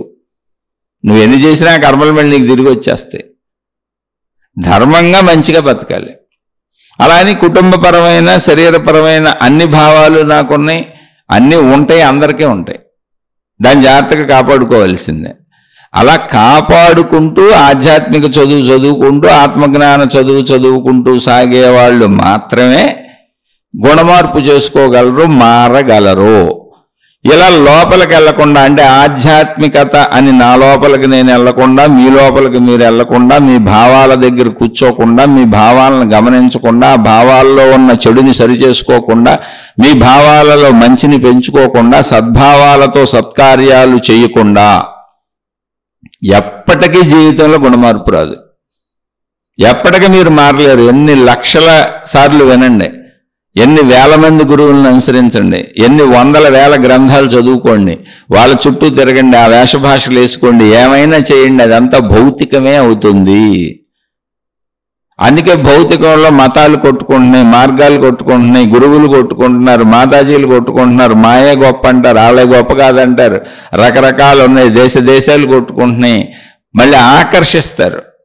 గేలాలేసి చేపలను పట్టినట్టుగా చేపలకి పట్టడానికి గేలానికి ఎర్రగుచ్చి ఆ ఎర్రను చూపించి చేపను పట్టేసినట్టుగా మహిమలని, మాయలని, మంత్రాలని, తంత్రాలని, మా గురువు గొప్పోడని, మా మాతాజీ గొప్పదని, మా దేవుడు గొప్పోడని, మా మతం గొప్పదని ప్రజలందరినీ ఇలా లాగేసుకునే ప్రయత్నం చేస్తారు. ఎందుకని? ప్రజల సంఖ్య అంత పెరుగుతూ ఉంటే, వీళ్ళ ధన సంపదలు అంత పెరుగుతూ ఉంటాయి, వీళ్ళ బలం అంత పెరుగుతూ ఉంటుంది, వీళ్ళ మత బలం, మార్గ బలం, దైవ బలం, గురు బలం అన్నీ పెరుగుతూ ఉంటాయి. ప్రజా సంఖ్య పెరగాలి, దాంతో అన్ని బలాలు పెరుగుతుంటాయి. ధనబలం పెరుగుద్ది, మనోబలం పెరుగుద్ది, మనుషుల బలం పెరుగుద్ది, పోరాడే బలం పెరుగుద్ది, తిట్టే బలం పెరుగుద్ది, యుద్ధాలు చేసే బలం పెరుగుద్ది. ఆ బలం భౌతికంలో పెంచుకుంటున్నారంతే. అది బలం కాదు, వాపు. నిజమైన బలం జ్ఞాన బలం, బుద్ధి బలం. నీ లోపలికి నీకెళ్ళి నీలో బుద్ధిని పెంచుకో. యుద్ధాలతో ఏమీ రాదు అసలు. ఇక్కడ జనాన్ని మన వైపు లాగేసుకుంటూ వచ్చేది ఏమీ లేదు. అందరం చచ్చిపోతాం. మతాలోళ్ళు చచ్చిపోతారు, మార్గాలోళ్ళు చచ్చిపోతారు, గురువులు చచ్చిపోతారు, మాతాజీలు చచ్చిపోతారు, దొంగలు చచ్చిపోతారు, వ్యభిచారులు చచ్చిపోతారు, మంచోళ్ళు చచ్చిపోతారు, చెడ్డోళ్ళు చచ్చిపోతారు, అందరూ చచ్చిపోతారు. ఆఖరికి దేవుళ్ళని మనం పూజించుకుంటున్న మతాలు వాళ్ళ పేర్ల మీదే స్టార్ట్ అయిన దేవుళ్ళుగా కీర్తింపబడి, ఆరాధింపబడి, పూజింపబడుతున్న వాళ్ళు కూడా చనిపోయారు కదా. మహాత్ముల్ని చనిపోయారు అనాల్సిన అవసరం లేదు మన సామాన్యతలో లాగా. కానీ వాళ్ళు శరీరాలు వదిలేశారు అందరూ. దాన్నే చనిపోవటం అంటాం. వాళ్ళని గౌరవిస్తాం కనుక ఆ మహనీయులను కృతజ్ఞతగా ఆరాధించుకుందాం, వాళ్ళు చెప్పిన మంచిని పాటించుకుందాం.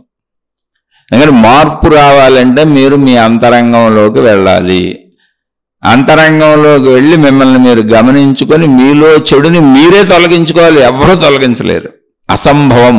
కావాలంటే ఇప్పుడున్న గురువులు ఎవరినైనా మీరు అడిగి చూడండి, నేను నిన్ను మార్చేస్తాను, మంచోడిని చేసేస్తాను, మంచిదాన్ని చేసేస్తాను, నీ హృదయంలోకి వెళ్ళి నా చేతితో కెలికేస్తాను, చెడునంతా బయటకు పీకేస్తాను, మంచిలోకి దాన్ని మంచి వైపు నెట్టేస్తాను, నీ భావాలు మార్చేస్తానని చెబితే వాళ్ళకంటే మోసగాళ్ళు ఎవరూ లేరు ప్రపంచంలో. అదే నిజమైతే, అలా ఎవరన్నా నిన్ను మార్చగలరు అనుకునేది నిజమైతే, ఇప్పటి వరకు వచ్చినటువంటి అన్ని మతాలలో దేవుళ్ళు అసలు సామాన్యులే కాదు, అసామాన్యులు. వాళ్ళని ఇంకా పూజించుకుంటున్నాం. మరి వాళ్ళు ఎవరు మార్చలేకపోయారే, మనం ఇంకా కొట్టుకుంటానే ఉన్నాం, ఇంకా తిట్టుకుంటానే ఉన్నాం, ఇలాగే ఉన్నాంగా. ఇప్పటి వరకు వచ్చిన గురువులు, ఇప్పటి వరకు ఉన్న జ్ఞాన గ్రంథాలు సామాన్యమైనవి కాదు, వాళ్ళు సామాన్యులు కాదు, అసామాన్యమైన జ్ఞాన గ్రంథాలు ఉన్నాయి అన్ని మతాల్లో. అసామాన్యులైన గురువులు మాతాజీలు ఎంతోమంది వచ్చి ఎన్నో చెప్పిళ్ళారు. వాళ్ళ పేర్ల మీద ఇప్పటికే ఆ మతాలు నడుస్తున్నాయి. ఇప్పటికీ మనం వాటికే ఏకల తోకలు పెట్టుకొని కొత్త కొత్తవి తయారు చేసుకుంటున్నాం. వాళ్లే మార్చలేకపోయారే.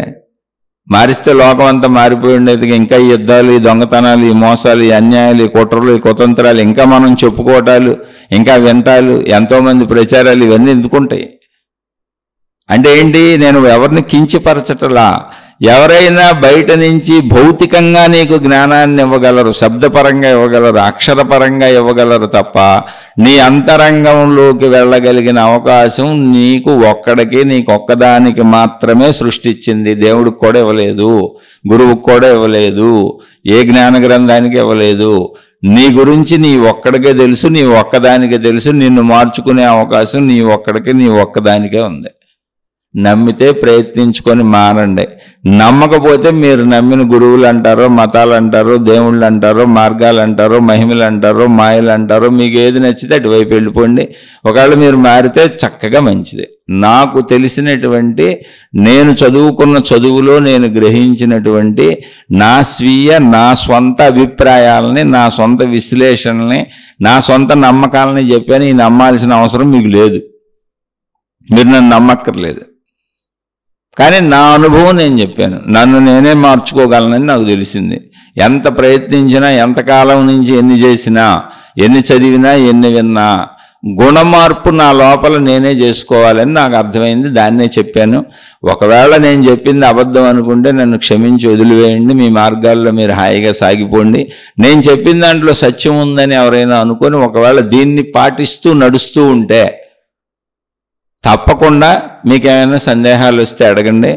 ఒకవేళ దీన్ని నమ్మి నడుస్తూ మీలో గుణమార్పు కలుగుతూ ఉంటే, ఇది నిజమే అని మీకు అనిపించి మీరు ప్రయత్నించుకుంటూ మిమ్మల్ని మీరు మార్చుకుంటూ ఉంటే తప్పకుండా కామెంట్ల రూపంలో తెలియజేయండి. ఎందుకంటే మీరు పెట్టే కామెంట్లు నేను చెబుతున్నది సత్యమే అనేటువంటి, సత్యాన్నే చెబుతున్నాను అనేటువంటి ధైర్యాన్ని, నమ్మకాన్ని నాకు ఇస్తాయి. ఎందుకంటే అసత్యం ఎప్పుడూ చెప్పకూడదు. ఆధ్యాత్మికతలో అసత్యం చెప్పడం మహాపాపం. ఆత్మజ్ఞాన చదువులో అసత్యం చెప్పి జనాల్ని తప్పుదోవ పట్టించడాన్ని మించినటువంటి మహాపాపం, అసలు అంతకంటే ఘోర పాపం ఇంకోటి ఉండదు. ఎందుకంటే జన్మలు వృధా చేసేస్తున్నాం వాళ్ళని. కాబట్టి అటువంటి తప్పు నేను చేయకూడదు. నేను అటువంటి తప్పు చేయటం లేదు అని నాకు తెలియాలి అంటే అర్థమవుతున్న వాళ్ళు కామెంట్లు పెట్టండి. నాకు అర్థమైంది, మేము తెలుసుకుంటున్నాం, మేము నేర్చుకుంటున్నాం, మాకు అర్థమవుతుంది, గుణమార్పు కలుగుతుంది, మేము ఇందులో సాగుతున్నామని. కాదు, ఒకవేళ మీకు అర్థం కాలేదు, ఖచ్చితంగా మీ మార్గం ఇది కాదు, మీరు ఇందులోకి రాకండి, మీకు నచ్చిన మార్గాలలో వెళ్ళిపోయి మీలో గుణమార్పు కలిగితే చేసుకోండి, తప్పేం లేదు. నాకైతే గుణమార్పు ఇలా కలుగుతుంది కనుక నేను ఇది చెబుతున్నా. మిగిలిన వాళ్ళు మేము ఆ మార్గాల్లో సాగిపోండి, హాయిగా సాగిపోండి. ఈ మార్గం మీది కాదు, ఇందులోకి రాకండి అసలు. నేను ఈ మార్గంలో ఒక విద్యార్థిని. నాతో పాటు వింటూ సాగుతున్న వాళ్ళందరూ ఆధ్యాత్మిక చదువు, ఆత్మజ్ఞాన చదువు విద్యార్థులు. మాకు మతాలతో, కులాలతో, జాతులతో, దేవుళ్లతో, దేనితోనూ ఎటువంటి విభేదము లేదు, సంబంధము లేదు. అందరినీ గౌరవిస్తాం, అన్నిటినీ గౌరవిస్తాం. నాకు కావలసింది జ్ఞానము. ఆ జ్ఞానం కూడా ప్రపంచాన్ని ఉద్ధరించడానికి కాదు, ఎవరినో ఉద్ధరించడానికి కాదు, ఎవరికో మేలు చేయడానికి కాదు, నన్ను నేను మంచిలో నడుపుకోవటానికి, నన్ను నేను మంచిగా ఉంచుకోవటానికి, కేవలం నన్ను నేను సన్మార్గంలో సత్కార్యాలతో జీవించేలా చేసుకోవటానికి, నా అనంత ఆత్మశక్తి ఎరుకను నేను పొందటానికి. అంతే, చాలా సింపుల్.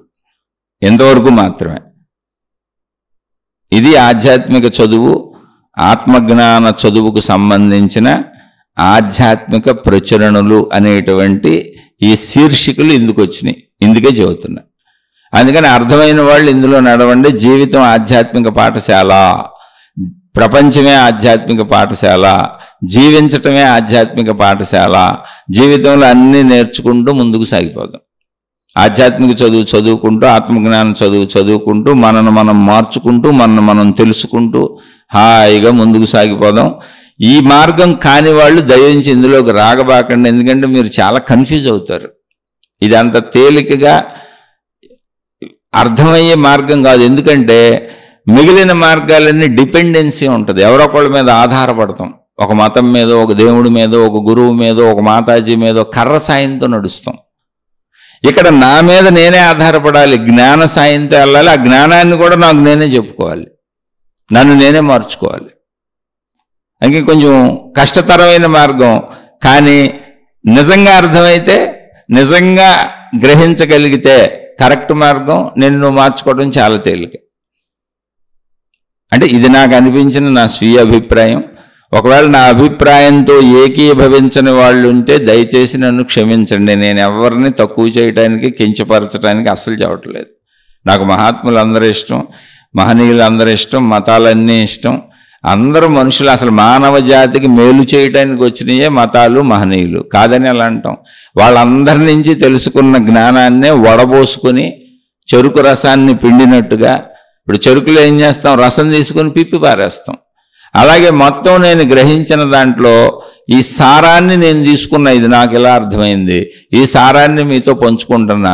ఈ సారం ఎలా కాదు ఇంకోలా అనుకునేవాళ్ళు మీ మార్గాల్లో మీరు వెళ్ళిపోయింది. ఈ సారం బాగానే ఉంది, మేము ఈ మార్గంలో ప్రయాణిస్తాం, మాకు అర్థమవుతుంది అన్నవాళ్ళు కామెంట్ల రూపంలో మీ అభిప్రాయాలని, మీకు అర్థమైన దాన్ని తెలియచేయండి. మీలో కలిగే గుణమార్పుల్ని తెలియచేయండి. అవి నేను చెప్పే విషయాలని చెప్పటానికి నన్ను బలపరుస్తాయి. నేను కరెక్టే చెబుతున్నాను అని. నేను కరెక్టే చెబుతున్నాను అని అనుకోకపోతే నేను అసలు చెప్పలేను. ఎందుకంటే తప్పు మాత్రం పొరపాటును కూడా చెప్పకూడదు. ఆధ్యాత్మికతలు అసలు చెప్పకూడదు, ఆత్మజ్ఞాన చదువులు అసలు చెప్పకూడదు, ఎవరినే తప్పుదో పట్టించకూడదు. అందుకని దయచేసి అర్థమైన వాళ్ళు కామెంట్లు పెట్టండి. సందేహాలు ఉంటే, అర్థమయ్యి ఈ మార్గంలో నడుస్తున్న వాళ్ళకి సందేహాలు ఉంటే అడిగే ప్రయత్నం చేయండి. అలా విశ్లేషించుకుంటూ చెప్పుకుంటూ వెళదాం. సందేహాలు ఉన్నా లేకపోయినా రోజు కొంత ఆత్మజ్ఞాన సంబంధిత, ఆధ్యాత్మిక చదువు సంబంధిత విషయాలను వింటూ ఉంటే ఖచ్చితంగా ఆ మార్గంలో ముందుకెళ్ళటానికి, ఆ మార్గం తప్పకుండా ఉండటానికి, మనం మంచిలో ఉంచుకోవటానికి అది సహకరిస్తుంది. కాబట్టి చక్కగా ఆ మార్గంలో వెళ్ళే ప్రయత్నం చేద్దాం. మారలేకపోవడానికి కారణం ఏంటి అన్నది సోదరుడు ప్రశ్న. ఆ ప్రశ్న సారాంశాన్ని, అంటే దాని సమాధానాన్ని మళ్ళీ ఒక్కసారి చెప్పి దీన్ని ముగిస్తాను. మారలేకపోవడానికి కారణం విని వదిలేయటం కాదు, విని వదిలేయకూడదు. విన్నది ఎవరైనా వదిలేస్తారు. అనేక సినిమాలు చూసాం, ఏదో రోజుకి వదిలేస్తాం. అనేక విహారయాత్రలు చేసాం, ఏదో రోజుకి వదిలేస్తాం. అనేకం తిన్నాం, మళ్ళీ తింటానే ఉంటాం. అనేకం కట్టుకున్నాం, మళ్ళీ కట్టుకుంటానే ఉంటాం. పాతయన్నీ పాత్యంతకే పచ్చడే వెళ్ళిపోతాయి జీవితంలో. ఆఖరికి ఈ శరీరాన్ని వదిలేస్తాం, ఆఖరికి మన శరీరాన్ని కూడా వదిలేస్తాం. మన శరీరమే ఎన్నో మార్పులకు లోనైపోయింది. పసితనం నుంచి వెనక శరీరం అంతా వెళ్ళిపోయింది. ఇప్పుడు కొత్త శరీరమే ఇది. అలా వదిలేయటం, విని వదిలేయటం అవుతుంది. అది అంతరంగంలోకి వెళ్ళి మిమ్మల్ని మీరు మార్చుకోకపోతే మార్పు రాదు. ఎన్ని విన్నా రాదు, ఎన్ని చదివినా రాదు, ఏం చేసినా రాదు. మీరు మారాలి అంటే మీ అంతరంగంలోకి మీరు వెళ్ళాలి, మిమ్మల్ని మీరు గమనించుకోవాలి, మిమ్మల్ని మీరు చూసుకోవాలి. మీరు మీలో చెడును పోగొట్టుకోవాలనే బలమైన సంకల్పంతో మీ లోపల మీరు స్థిరపడి కూర్చొని ఆ చెడుకి అడ్డుకట్ట వేసి మీరే మంచి వైపు మిమ్మల్ని మరల్చుకోవాలి. అలా మాత్రమే మార్పు సాధ్యము. ఇది నా ఉద్దేశం మాత్రమే. నేను అలా ప్రయత్నించుకుంటున్నా. అందుకని నేను నా ఉద్దేశాన్ని మాత్రమే చెప్పగలను, నాకు తెలిసింది మాత్రమే చెప్పగలను. మేము ఈ మార్గాల్లో హాయిగా సాగిపోండి. ఈ మార్గంలో వెళ్ళేవాళ్ళు విషయాన్ని అర్థం చేసుకొని చక్కగా మిమ్మల్ని మీరు మార్చుకునే ప్రయత్నం చేసుకోండి. శుభమస్తు. మీకు, మీ కుటుంబ సభ్యులకు మేలు చేకూరుగాక. మరొక కొత్త శీర్షికతో కలుసుకుందాం.